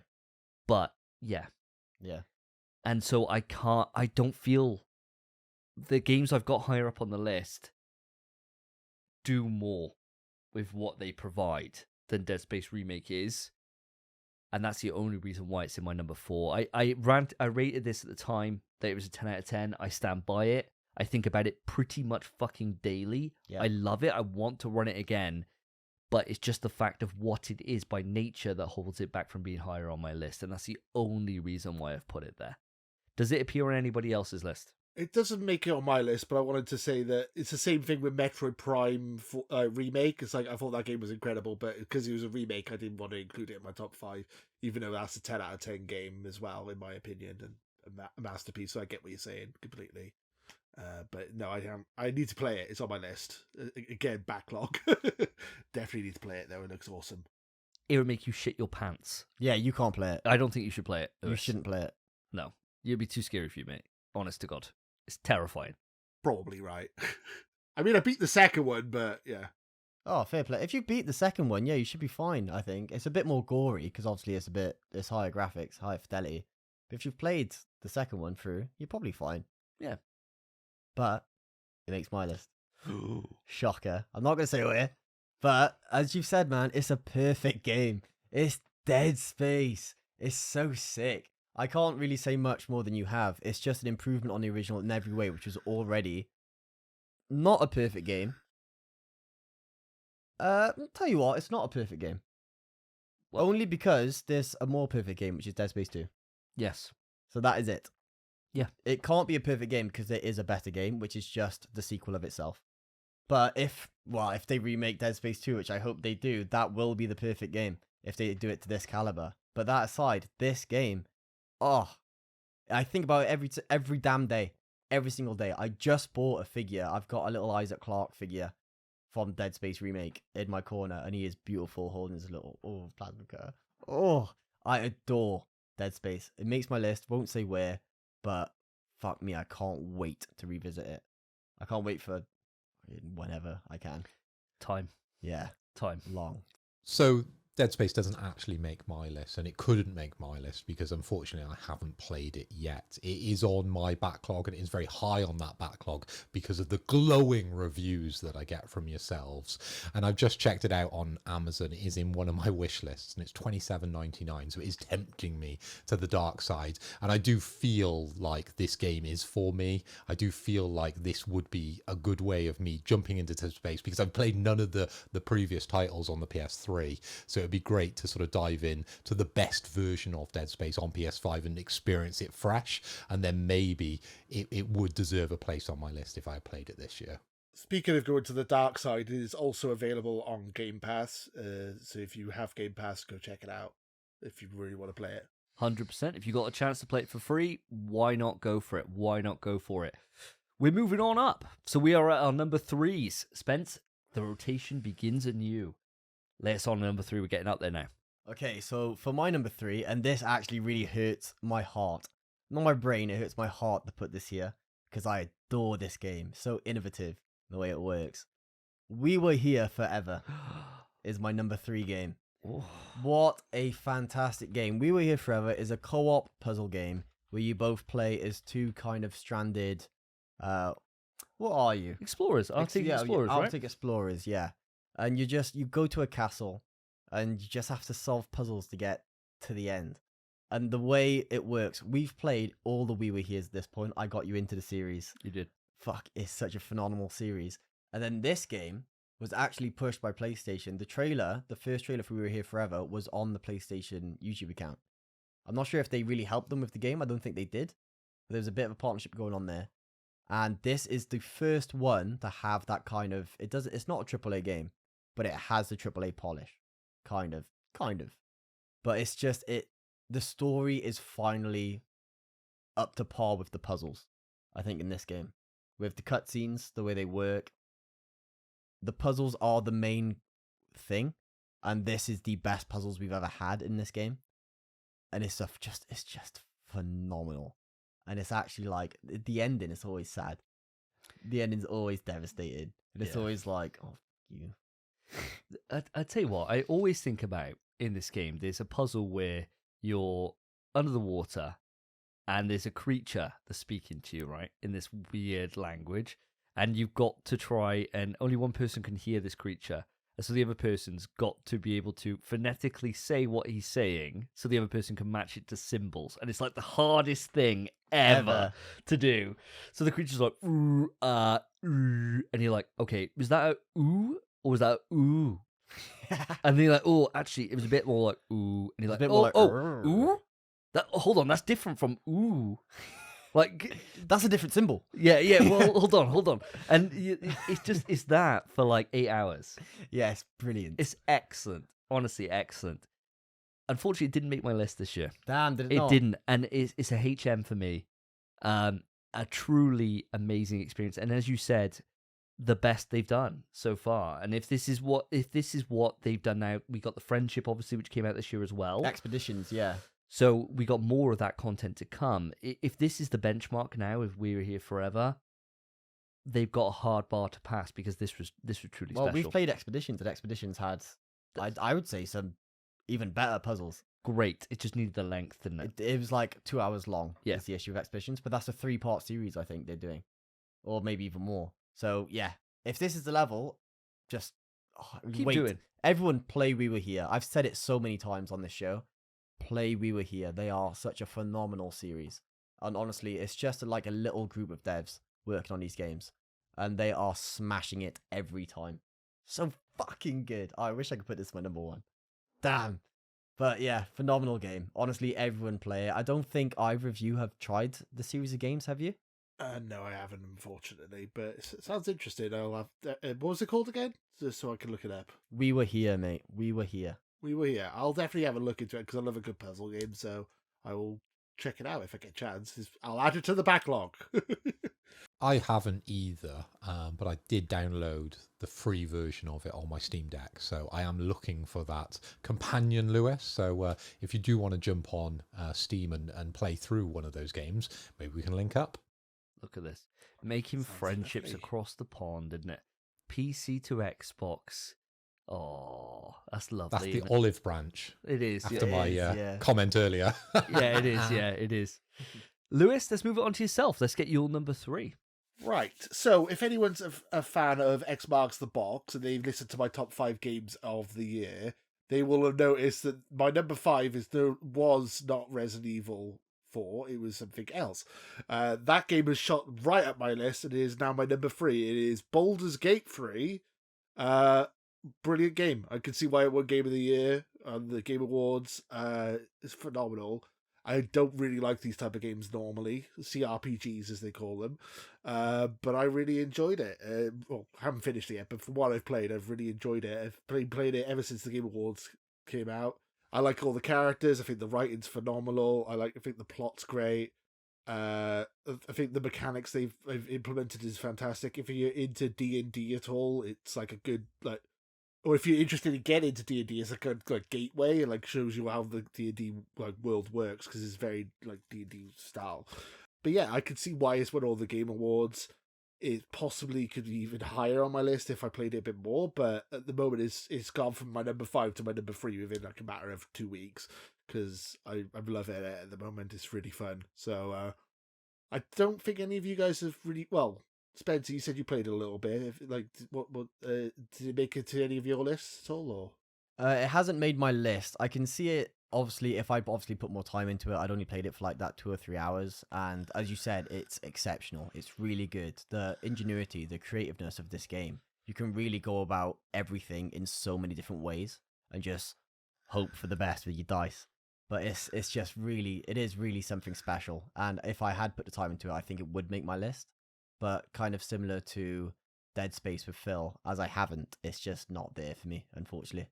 Yeah, and I think that's the thing. This year, there's too many good games, too many great games, and I'm hoping that in our HMs or anything like that we can start putting a bit of shine on some of these because too many to count. Baldur's Gate, definitely on my list to play. I know I'll enjoy it. It's a game that I definitely will enjoy. Time is the mistress that just keeps on cracking that whip, and I do not have enough time for it. So I'm just saying, please, baby, no more whips. No more. I can't take it anymore. Using my safe words and moving on up. So, Phil, let's move it on to yourself. Let's get your number 3. I haven't actually played Baldur's Gate either. You never ask me. Oh, I knew. Definitely not your kind of the game, second mate. time. Just, what do you mean? Definitely not your kind of game. I can't see. I can't. Maybe if you ask me, you'd know. Have you played it? Surprise, surprise, I haven't played this game, and that's why it doesn't make my list. But it doesn't win video game awards, and the vast majority of the video game awards, without being a stellar experience. And that's why I would like to get it on my Steam Deck, because I do want to play this game. So, Oh, I would like to. Oh, okay, Yeah. fair enough. I played it on Xbox, but I would recommend probably playing it on PC because the controllers are a bit clunky when it comes to like playing on a controller. So I imagine PC or Steam Deck would probably be the best way of playing it, to be perfectly honest. So, yeah. Oh, there you go. Well, after that snafu, where I forgot to ask Phil, can I take your number 3, please? Lewis has been on the podcast 5 minutes, and he's already jumped above me. This doesn't feel good. This doesn't feel good, guys. This doesn't feel good. He's gone for a week, isn't he, Spence? He's gone He's for a gone. week, and we just kind of forget then. We just kind of forget. Sorry, Daddy. Here we go. Ooh. No pocket money for you, boys. Yeah. My number 3, and again, I don't think it's a game that any of you boys would have played because it is a game that relates a lot to me. It's a game series that I have loved, and I've played every single one of these games, and we are talking about Armored Core 6, Fires of Rubicon. I was only talking about it earlier. It's a stellar experience, and this game has just got better and better and better. I have loved seeing it come back, and it's come back in a big way. This is the highest selling entry in the series. Now, it's no surprise to me that it is, because again, it is the most accessible version of Armored Core. Armored Core, as I talked about earlier, it's a lot like diving into an Excel document where you work out X, Y, and Z. Now, there is some of that within this game, but it very much holds your hands compared to previous games where you would just be completely lost and you wouldn't know what to do. I think in this one, it does help you. So I appreciate that help, because I need that help at the moment, because as I spoke about earlier, those bosses are kicking my ass. But that has come in at my number 3. I haven't downgraded it because it is a super hard game. This is a challenging game, and I will complete it. So maybe when we talk about Game of the Year next year, I can tell everybody I've spent all that year learning about all these bosses, and I have finally completed Armored Core 6. It takes me a long time to complete games. But yeah, this one for me comes in at number 3. I don't know if any of you have actually played this game. I know you guys in the middle, you do love a FromSoft game. I've played it a little bit. I've only not played it much, but I only played it for like an hour or so. But it was good from what I played. It's again, too many great games this year. I need to play it more. I will get back to it. I promise. I played it a little bit, and I enjoyed from what I played of it. I'm going to say the same thing I've said all year. This game's for virgins and nerds, and I refuse to play it. Armored Core's always been shit, and even if this one, people say it bangs now, I don't believe you. I think that people are so far up FromSoft's arse, myself included. But I've come from the other side, where I saw what FromSoft used to do with Armored Core, and I guarantee you, it ain't for me. I know it. I know it isn't for me. I know it 100%. In my blood, my bone marrow is screaming at me, saying, "No, no. If you cross this path, the next thing you're doing is watching some more Gundam bollocks." And I refuse to cross that line, Phil. I refuse to do it, mate. I feel as if I'm being targeted here. You've locked on and you're pressing the shoulder buttons as you blast me. And it hurts, mate. It hurts. I'm taking all this very personally. But let me come back to you. Let me try and convince you that Armored Core is for you, because you are a FromSofter. And FromSoft, they are famous for a few things within video games: story, atmosphere, level design, and those crushing bosses. Now, 3 out of those 4, it definitely has. Level design, it definitely does not have, because they're mainly just big open arenas, which are kind of a little shoddy. They're pretty much just PS2 levels, but everything else is on that higher echelon. I promise you, if you do get to experience one of those bosses, or even if you just YouTube one of them, because I need some help at the moment. Maybe you can give me some pointers on how to defeat FromSoft bosses. I promise you, they are on that higher echelon. I'll take it into consideration. Spence, I don't know if you got any thoughts on this. I mean, I tell you what, I like mechs and shit. I mean, I've got a Gurren Lagann tattoo, which is all about mechs. He's fucking kept this quiet, hasn't he? But He's kept this quiet for 82 fucking episodes of the podcast. I've had a tattoo from Next a thing mech he'd be show. telling us, he's going to play Space Marine 2. I've when it comes out, we'll see. Don't believe I've in had a mech yourself. tattoo since Believe I in was the 16. Be the believes in you, Spence. Damn straight, Lewis. Damn straight. Quote Yeah. from Gurren Lagann. Great- Thank great you, mate. show. Appreciate that. Great but fucking show. the reason it's a phenomenal show. It's on ITV. It's mad. The reason I haven't played Armored Core is not because it's a game for virgins, because I don't think it is. The reason I haven't played is because I have two friends that keep telling me to play this game, and they play the wettest games. I refuse. Every single game they play, I'm like, I fucking hate that game. So it's just to the point where any recommendation from them, I know to avoid. So I'm steering clear. I love FromSoft, adore them, but I'll play their more, I'll play their good games. I'll steer clear from Armored Core. It's just this whole flying about mech game. I like mech anime. I'm not a fan of mech. Actually, I like one mech anime. That's it. I'm not a big fan of. I haven't seen Evangelion, but I bet it's great. It's good. Yeah, It's I'm good. sure it's great. I've got 2 Evangelion tops. I've never seen the show, but I'm maybe one day when my virginity grows back. 2031. 2031 is the year. Fires of Rubicon. It's 2031. But for now, I'm steering clear. There's so many big games. I just can't. I don't have the time. But I'm glad to see it on your list, Phil. 'Cause And me. I think it's a big game and it deserves the praise. My number 3, guys, is a game that we've already spoken about. It is Street Fighter 6, coming in at my number 3. I've already splurged my load all over this. I don't think it's too much more to say. Best fighting game ever made, 100%. Only reason it's not higher is because it is just a fighting game. And it's the same way I talked about puzzles before in the past. You can only do so much, right? I'm not in Street Fighter for the story. That fucking World Tour mode is shit, as far as I'm concerned. Fucking total waste of my time. I'm in there for ranked. I'm in there for the lab. I'm in there for casual games. And that's what fighting game is. They've delivered that. Comes in at my number 3. Amazing, amazing game. Anyone got any final thoughts on Street Fighter, or are we happy to move on? Move on. Coming in then for our number 2s, baby. Really get up there. Spence, back round to you. Sound. I'm glad we moved on. So my number 2 is Street Fighter 6. What a perfect game. The best fighting game ever made. I could talk about this all day. I'm glad we moved it on, man. What a sick game. Cammy looking fire. The costumes they keep bringing out. Oh, they just get better and better every time. I mean, we've seen one set of costumes, but they are great. Great. I can't wait to see the next. We saw Mecha Ryu. Granted, different game, but I'm sure he's going to come in. Street Fighter 6 is phenomenal. We've just got the Teenage Mutant Ninja Turtles added in as your avatar if you want. For some reason, there's a lot there. But as Davey said, World Tour's gash. Bin it off. Unless you're a casual player and you enjoy that, fair enough. It's all about the casual games for your boys and a few points. And that's what I'm trying to get. So Street Fighter 6, number 2, easy. Honestly, it was in contention for my number 1. Oh, wow. It's a perfect game. Yeah. It's a perfect fighting game. It's just, if the tournaments happened all day and you could just enter and once it was full, it started, brilliant. But this tournament system it has lets it down a little bit. But ultimately, the way the gameplay functions, it's just a perfect fighting game. There's just one game that came ahead, and that is it. Ooh. Well, Lewis, over to your number 2. Oh, this is going to be fun. This is the greatest 7 out of 10 of all time.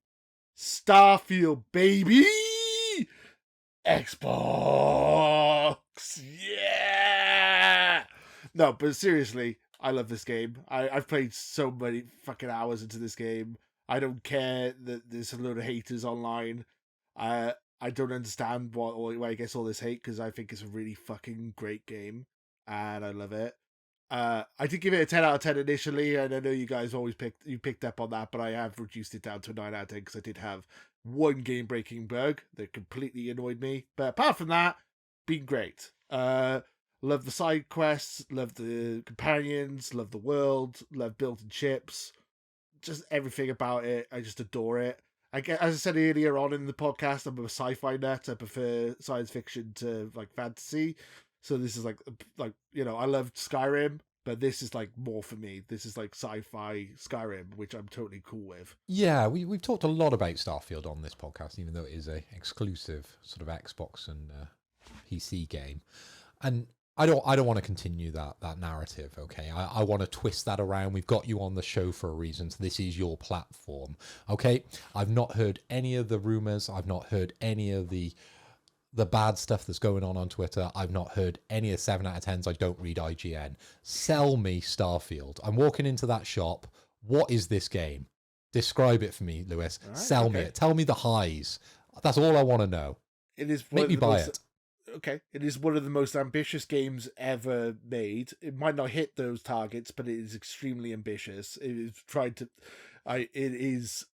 If you love storytelling, it's got a great main plot, main story.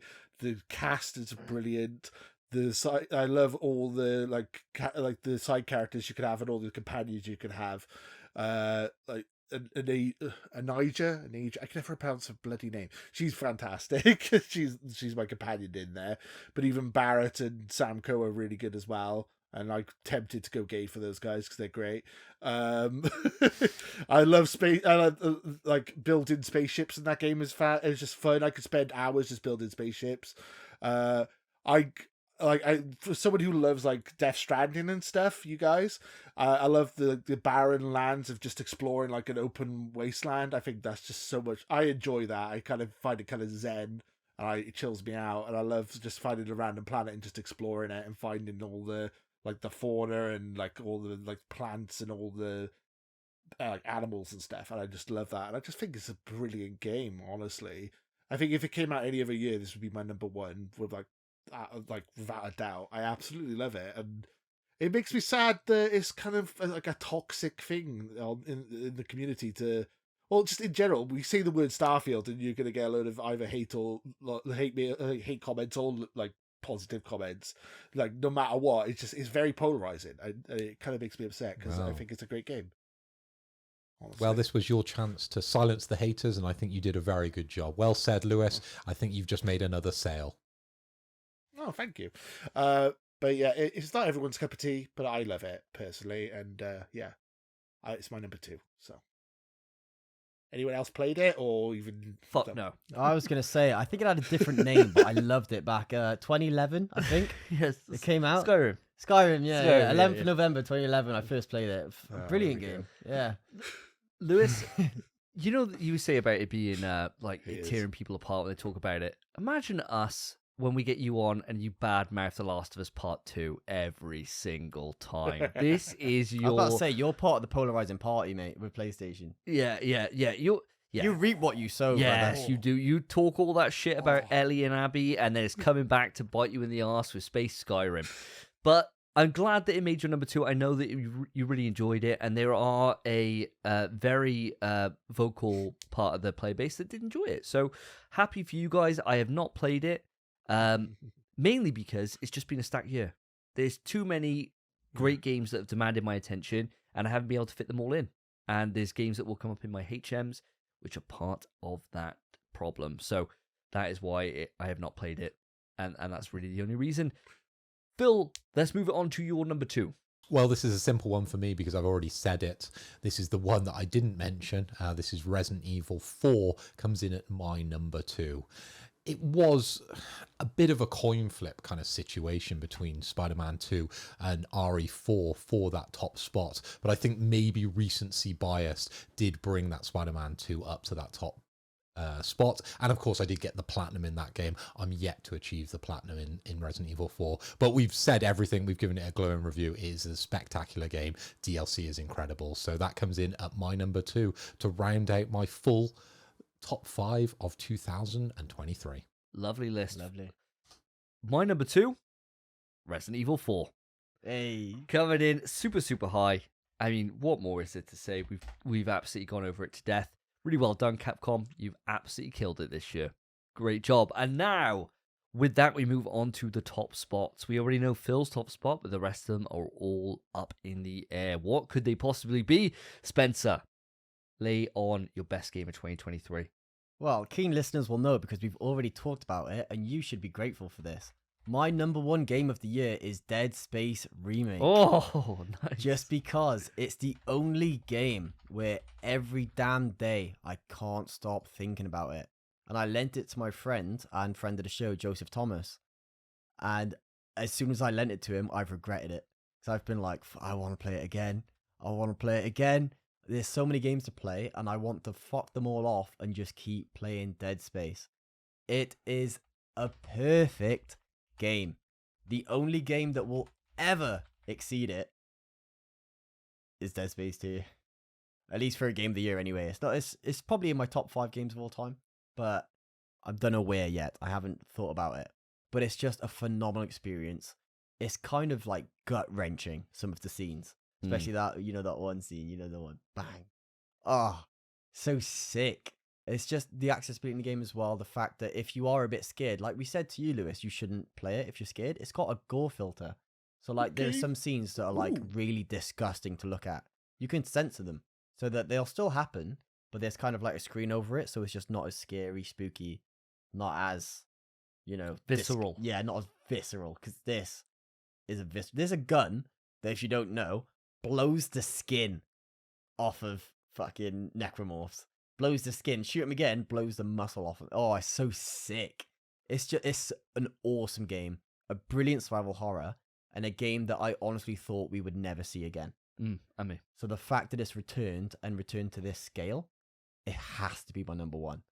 I was deliberating a little bit, but honestly not a lot. It's an amazing game. But we've talked about it already, so I won't talk about it too much more. It's just my number one, and it's not really up for contention. Yeah, I think if I'd gone with just, when I look back over this generation, when we cross this generation, what games will I be putting it in like a top 5? It will hit up there. Yeah. It definitely will, because it as you said, it's perfect. Yeah. It's fucking perfect. My own rules have held it back this year. But Your own morals. My own moral code. Fool. What a great game. Lewis, let's bring it on to your number one. Ooh, wow. Okay, so this is a game that no one's mentioned so far. It is a game that is not on PlayStation, it is not on Xbox, it is even not on PC. It is my favorite game of all time, and that is The Legend of Zelda Tears of the Kingdom. I know you guys weren't really fans of Breath of the Wild, but Tears of the Kingdom basically gets Breath of the Wild and makes it a completely inferior game and makes it obsolete because it improves on it in every single way. I absolutely adore this game, and I love it so much. And just building vehicles and exploring the world and going into the depths and into the higher grounds, and just everything about it is just brilliant. I fucking love it. I'm upset because I kind of done everything in it and I got nothing else to do with it. I want to play more of it. There's no New Game Plus and there's no like DLC planned, which bums me out. But that game is so fucking good. I don't know if I don't think it's going to be in anyone else's. Well, it's not going to be in anyone else's list because I already kind of know. Well, maybe I don't know. Anyone else played it? Yes. So I've put about 30 odd hours into it, and I adore it. I remember when I spoke about it when I came back from my cruise, right, where I took it away and played it, and I said 10 out of 10. Easy 10 out of 10. I loved it. As you said, I didn't enjoy Breath of the Wild. I thought Breath of the Wild was actually pretty shit. I thought it was way overrated. I didn't think it really did anything too revolutionary. I don't see why everyone was like sucking it off. I honestly just did not get it. I thought that Horizon was a much better game that same year when it came out, which I know is like a really divisive opinion. But I think the Horizon had a lot more originality put into it than Breath of the Wild did. Anywho, I played Zelda this year, and for those 30 hours, I could not stop playing it. I adored it. It does not make my top 5, and the only reason why is that since I got home from holiday, I haven't picked the Switch back up to play it. I don't know why that is. I love it. And every now and again, it comes to my mind, I think, oh, I should really finish that game. But because I haven't had the drive to do it, I haven't put it in my top 5, because every other game I've got on here, I want to play more, and I have actively gone back and played more of. And Zelda has not done that. It's sat in my son's Switch. In fact, it's actually just back in the case. We're playing Mario Odyssey right now. And Mario, whatever the new one is. Wonder playing that at the moment. That's fine. Yeah, doesn't quite make it for me. Absolutely stellar game, and I'm glad it got into your top 5 and made your number 1. Great choice. I'll tell you what, I have something to say about Tears of the Kingdom. Go on. I played a little bit of Tears of the Kingdom, only about 3 hours, and I put it away, thought, oh, it's just Breath of the Wild with creativity. And I fucking hate creativity in video games. I've said it before. I'm not. I like linear games. I like someone saying, do this, and I'll say, okay, I'll do it. But that being said, I then sold my Switch. I still have my copy of Tears of the Kingdom, but I sold my Switch, so I cannot play it anymore. And I was gutted because I love watching speedruns of Breath of the Wild. So I watched a full playthrough of Tears of the Kingdom so I could then watch the speedrun videos. I was a fucking idiot selling my Switch because as soon as I watched a playthrough of Tears of the Kingdom, I thought, fuck, I have missed out on a masterpiece. Tears of the Kingdom, if you had finished it, would probably be number 1 on your list. I think it probably would be. Everything I've seen, it is beautiful. The gameplay's amazing. The story is perfect. It is a phenomenal game. And honestly, after I watched it, I thought about buying a Switch to play it. Wow. It's that fucking good. It really is. It really is. It's insane. It's insanely good. I just wish I had the drive to play it, and I don't. If you, mate, play the game, because when I said that, I got emotional. You did. I could feel it. Yeah. You got a little bit erect though at the same time. No, I got a bit teary-eyed, bro. Oh yeah. The game's it's in my honorable mentions. I played 3 hours of the game. It's in my honorable mentions because of that playthrough. It is phenomenal. Really is. Really is. Lewis, did you make a big Nazi bomber or did you not? Because that's one of the first things I tried to make. No, I made the Green Goblin's like hobgoblin like glider that everyone's been making. You get like nice. 2 fans and a platform, and you just fly around with that. God, that game is so fucking good. I was gonna say about my top 3 games, like basically only the top 3 games this year. I like the games that I've literally played like can't stop thinking about. I played till like 6 o'clock in the morning. This is like one of those games that I adore, and like I will. As I said, it's my favorite game of all time already, which is kind of crazy to say. I after playing it for like literally like 4 or 5 hours, I'm like, yep, this is my favorite game of all time, and there's no way that anything's gonna beat it this year. And I was right, because nothing did. When you know, don't you? When you jump into an experience and it just jumps to the top of your list and your all-time list, you just know that instant when you're in there. Because I had the same kind of revelation when I was playing Death Stranding, that this was gonna be my game of the year and my game of forever up until this point. But I do think with Zelda, unfortunately, I haven't played it. That's my admission, and I haven't played a Zelda game since Link to the Past. Zelda kind of got inherited to my brother while we were growing up, and he played like Ocarina and Wind Waker and those games, and I was always more of a spectator in the Zelda days. So unfortunately, I haven't played it, but it sounds like I'm missing out on a stellar experience, and it would be one maybe that I could actually buy that game off you, Spence, if you got that spare game going, because I still have a Switch. You can, mate. Yeah. Maybe we'll talk after the show. Moving on from that one then. Phil, we've already got your number 1, so we can move straight on past Spidey 2, and we can end on my number 1. And my number 1 should be no surprise to any listener, because I banged on about it so fucking much this year. It's Final Fantasy 16 coming in at my number 1. If you like shonen anime, play Final Fantasy 16. If you like an action game that's like kind of Devil May Cry-ish combat with over-the-top stuff all the time, play Final Fantasy 16. If you like an enjoyable little cast of characters that follow you for an entire journey that you will just come to fucking adore, play Final Fantasy 16. It's not like any other Final Fantasy game ever. If you don't like Final Fantasy, you'll probably like Final Fantasy 16. That's about as much as I can say about it. It's fucking insane. The stuff that I've seen from this game this year blows any other spectacle I've ever seen for any other game ever in my entire life. There's moments in this that are higher heights than anything I've ever seen. Unfortunately, what takes it down a notch from being up there with the likes of, say, God of War Ragnarok or Metal Gear Solid or anything like that The side quest content fucking sucks. It's awful. And some of the main quests just aren't that interesting. But the ones that hit get every single arm hair on your body standing up on end, and it easily at the highest heights of any game I've played this year. Stayed with me all the time. Can't wait for Leviathan. Spoke about the game earlier on.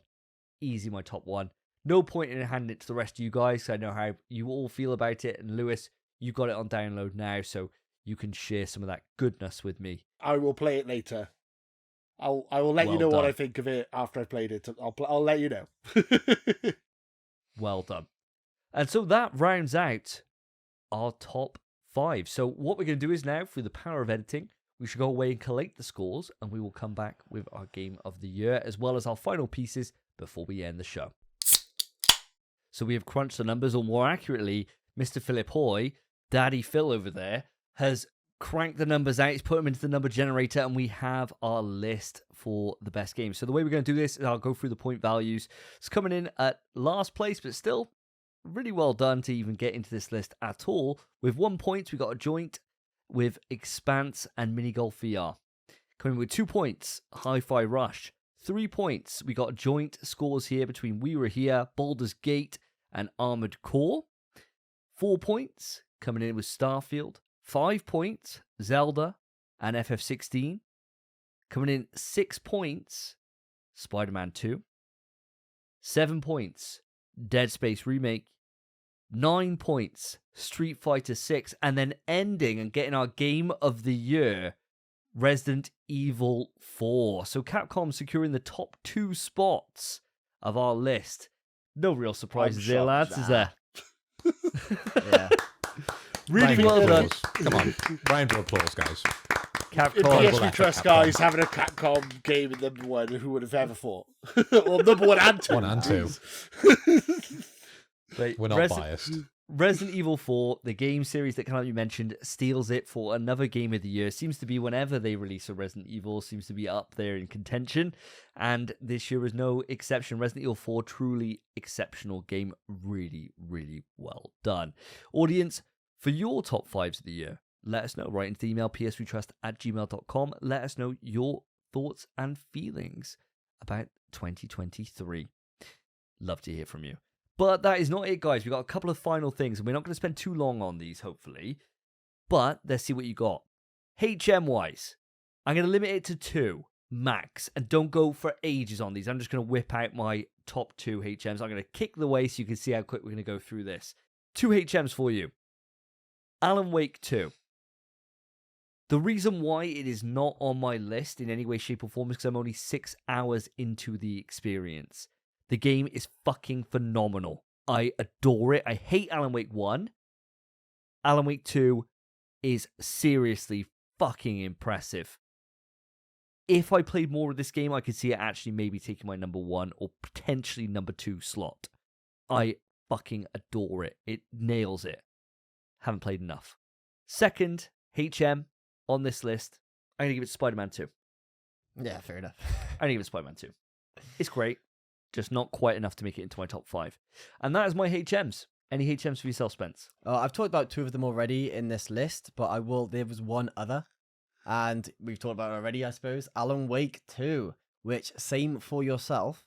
So far, one of the best survival horror experiences I've ever played, but I'm only 8 hours in, which usually would be enough time.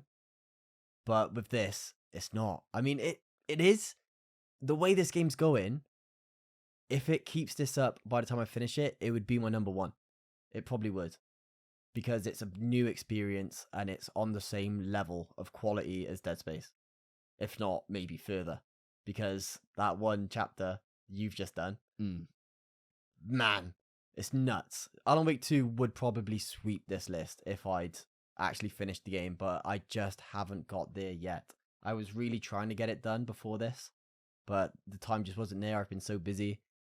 So it is an honorable mention, but don't be surprised if I very quickly revise this list by next episode and that game suddenly appears in the number 1 or 2 spot, similar to yourself.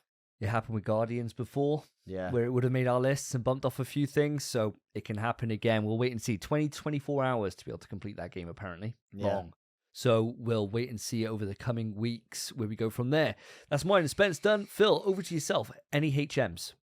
So my honourable mention, I'm only going to give you the single one because we haven't got a lot of time. This game came out at the beginning of the year and unfortunately just missed the mark on a couple of minor points, which actually turned into quite a big point by the time we finished the game. I'm talking, of course, about Atomic Heart. This was such a mad concept of a game. It was a mixture of about 4 or 5 games that I absolutely loved. And I think if they just spent a little bit more time, a little bit more polish, they would have had something super special here. And it would easily broken into my top 5. I love the world that they created. Those testing grounds were very Portal-esque.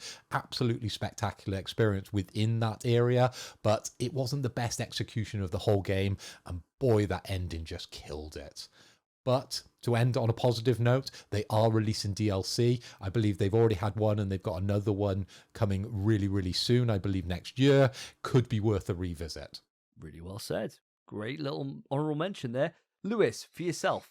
Yeah, I mentioned it earlier a little bit, but Metroid Prime Remastered. I definitely wanted to give that a shout out. I gave it a 10 out of 10 on our channel, but I didn't count it as in my top 5 because it is just a remaster of a GameCube game, really. But God, it holds up so fucking well. That game is incredible. If you haven't played it and you have a Switch, check it out. It is one of the best looking games on Switch, which is not really saying much, but it's still good.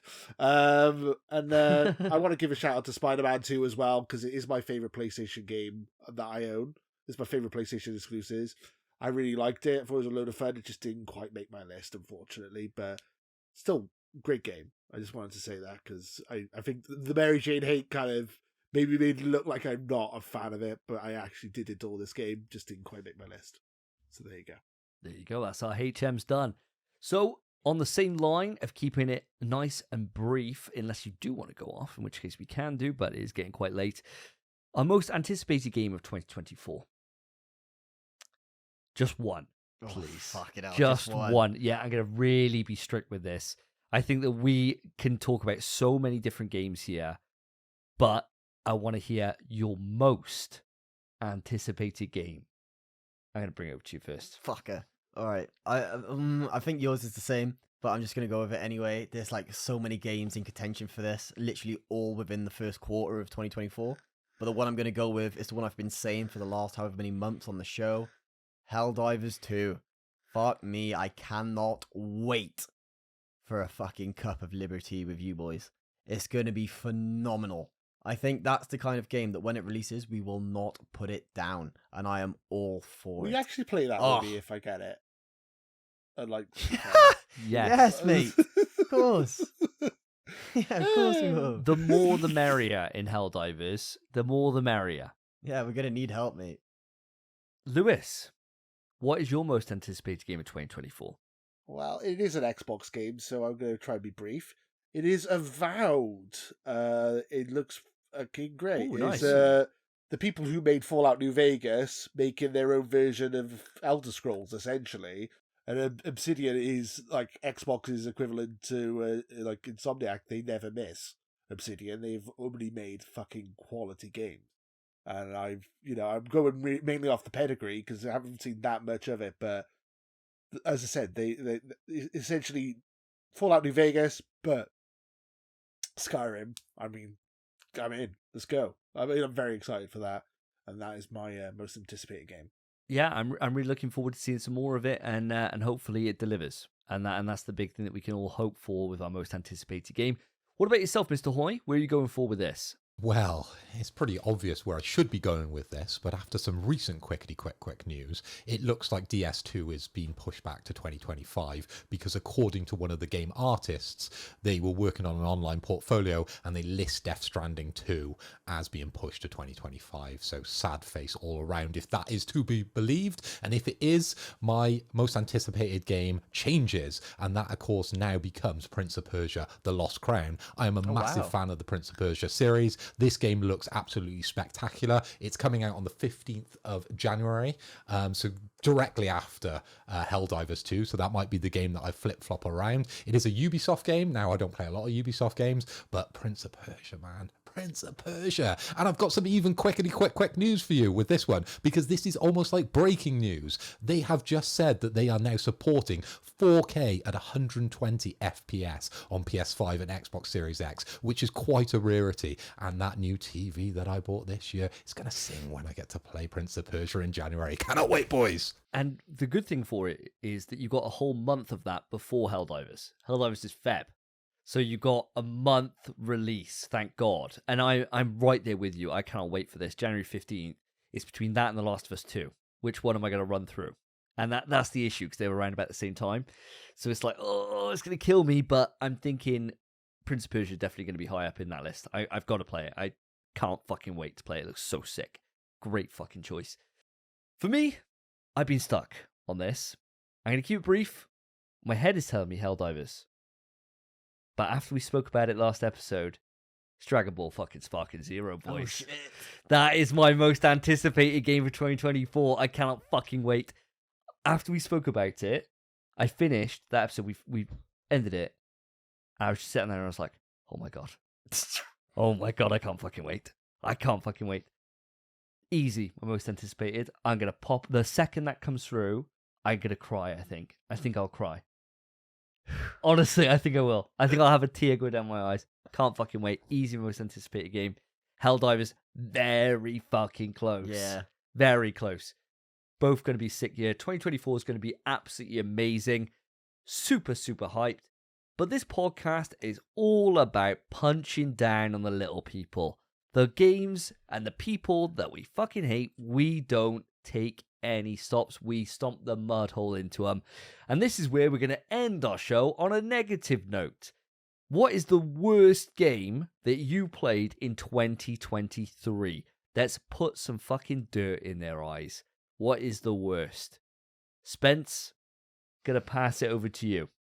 Okay, now the issue with me, I haven't actually played many full games that are bad this year. Doesn't have to be a full game. But I dipped my toes in the Foam Stars. It was fine. Didn't try out Exo Primal with you boys, so that I can't say that either. Even though I know it's gash and I said it would be. The one game I did try, my girlfriend has a nephew, and they bought him for Christmas the new Avatar: The Last Airbender game, What the which fuck was is made by this? the same company who made that the Kong game. Oh no. Oh no. It's like a full price PS5 game. He's like, I can't get past this. Can you do it for me? The reason you can't get past it is because the boss is invincible. And if you attack it, it immediately hits you. It's unbeatable. What you have to do is wait for a very brief, maybe like 10 frame window and throw a ranged attack at it. That's all you can do. And it has like 10,000 health. It took me 40 minutes. Sounds like a FromSoft game. No, mate. It's... Because I'm having exactly the same problems in Armored Core, mate. I'll tell you, FromSoft's just hard. This is awful game design. It's been put up as one of the 3. That studio has made 3 games this year, and all 3 of them have a below 40 metascore. All 3 of them are the biggest pile of hot shit this year, and I've played it, and it's fucking garbage. And that's just a game I'm going to have to say, because I couldn't believe I was playing it. I was telling her nephew, who's like maybe 6, how shit the game was as I was doing it for him. I was like, they bought you this? Your parents Fuck me. don't love you, mate. They don't. I couldn't believe it. But he likes Avatar, and I like Avatar. But that's a disgrace to Avatar's name. Fucking bad. Jesus Christ, that is an absolute stinker. Bloody hell. I didn't think anyone would come up with like a proper honger. But Jesus Christ. What about yourself, Lewis? You're from the Xbox ecosystem, so you used to shit games. What Hey, speaking of a Only shit joking, Xbox mate. game. No. Speaking of a shit Xbox game, fucking Redfall can kiss my fucking ass. What an awful fucking game. Fuck you. Seriously, like, oh my God. Arcane, like, you had such a great pedigree, and you just shat all over it what the fuck is this piece of trash? I'm sorry, it is one of the worst games I've ever played, and it made me ashamed to be an Xbox owner. It's like I was fucking embarrassed by this fucking game. You guys would just be like, "Ha, you got shit games." I'm like, yeah, Redfall was fucking shit. I get it. And it's like, what have you done? Like you, like completely. I remember being on this podcast like last year, like going, "Oh, you know, there's some good games coming out next year. That Redfall's made by Arcane. Arcane never miss. Arcane are fucking great." And then it came out, and it was a fucking turd. And I fucking hate it. The second you said, "What's the worst game you played this year?" I'm like, Redfall. Like fucking, no, you didn't even have to fucking think about it. Fuck that game. Fuck you, Arcane. How dare you make a Dishonored game and then go, "Ooh, let's have a co-op vampire game," and then still make a fucking shit game? How would you turn Dishonored into a co-op Dishonored vampire game into a shit game? How is it no, I'm done. I hate that even more than Mary Jane in Spider-Man 2. I swear to God. So they can just fucking kiss my ass. Fuck you, Arcane. Oh if they want to close down, they can fucking close down. It's worse than Firewall, whatever it is. Oh, Fuck they're doing that. Blade. They're doing Blade. Yeah, they're doing Blade. No, bro. that's They're Arcane doing Leon. another vampire game. Arcane Leon. That's the good Arcane. That's the good Arcane. Like Arcane Texas or Austin. Fuck you, Arcane Austin. You fucking suck. Get out of your system. Go PlayStation. PlayStation. Do you want them? We'll sell them for fucking cheap. Have them. We don't fucking want them. Fuck you, Redfall. We'll swap them with Media Molecule, I reckon, mate. No, we won't. Oh, I'll take we'll it. do a trade. I'll take At that least they fucking put deal. games out, Sold. bro. I don't Shit, want got it. Jesus. Fucking sold. Oh, mate. I this is exactly what this section was all about. It's all about having a bit of therapy for something that just really pissed you off this year. And so I'm glad you're able to get that off your chest, mate. And this is a good place for that. I completely forgot about Redfall, not gonna lie. I keep forgetting that game even came Forgettable out. game, yeah. Yeah, I just forget Just want to about call it. it a game, yeah. Oh, I wish I could fucking forget it. Jesus.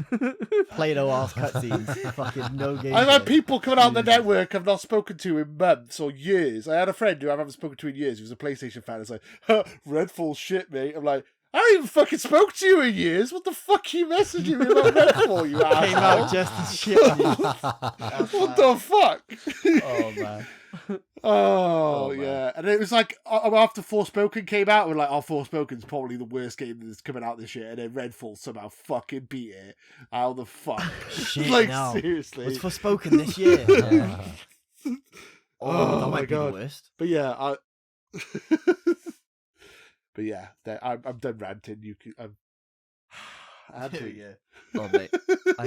I'm glad that was therapeutic for you. I really am. What about yourself, Mr. Hoy? What game do you want to dunk on? Well, before I do a slam dunk, I think we should create a new section to our podcast where we just bring Lewis in and he can just get out his frustrations. He can fucking say whatever he fucking wants about whatever fucking game he wants to talk about and just get it out there. It'd be brilliant for the podcast. Great way to end it. We'll always end on a sour note and it should be Lewis just bawling at a game over an Xbox. It'd be brilliant.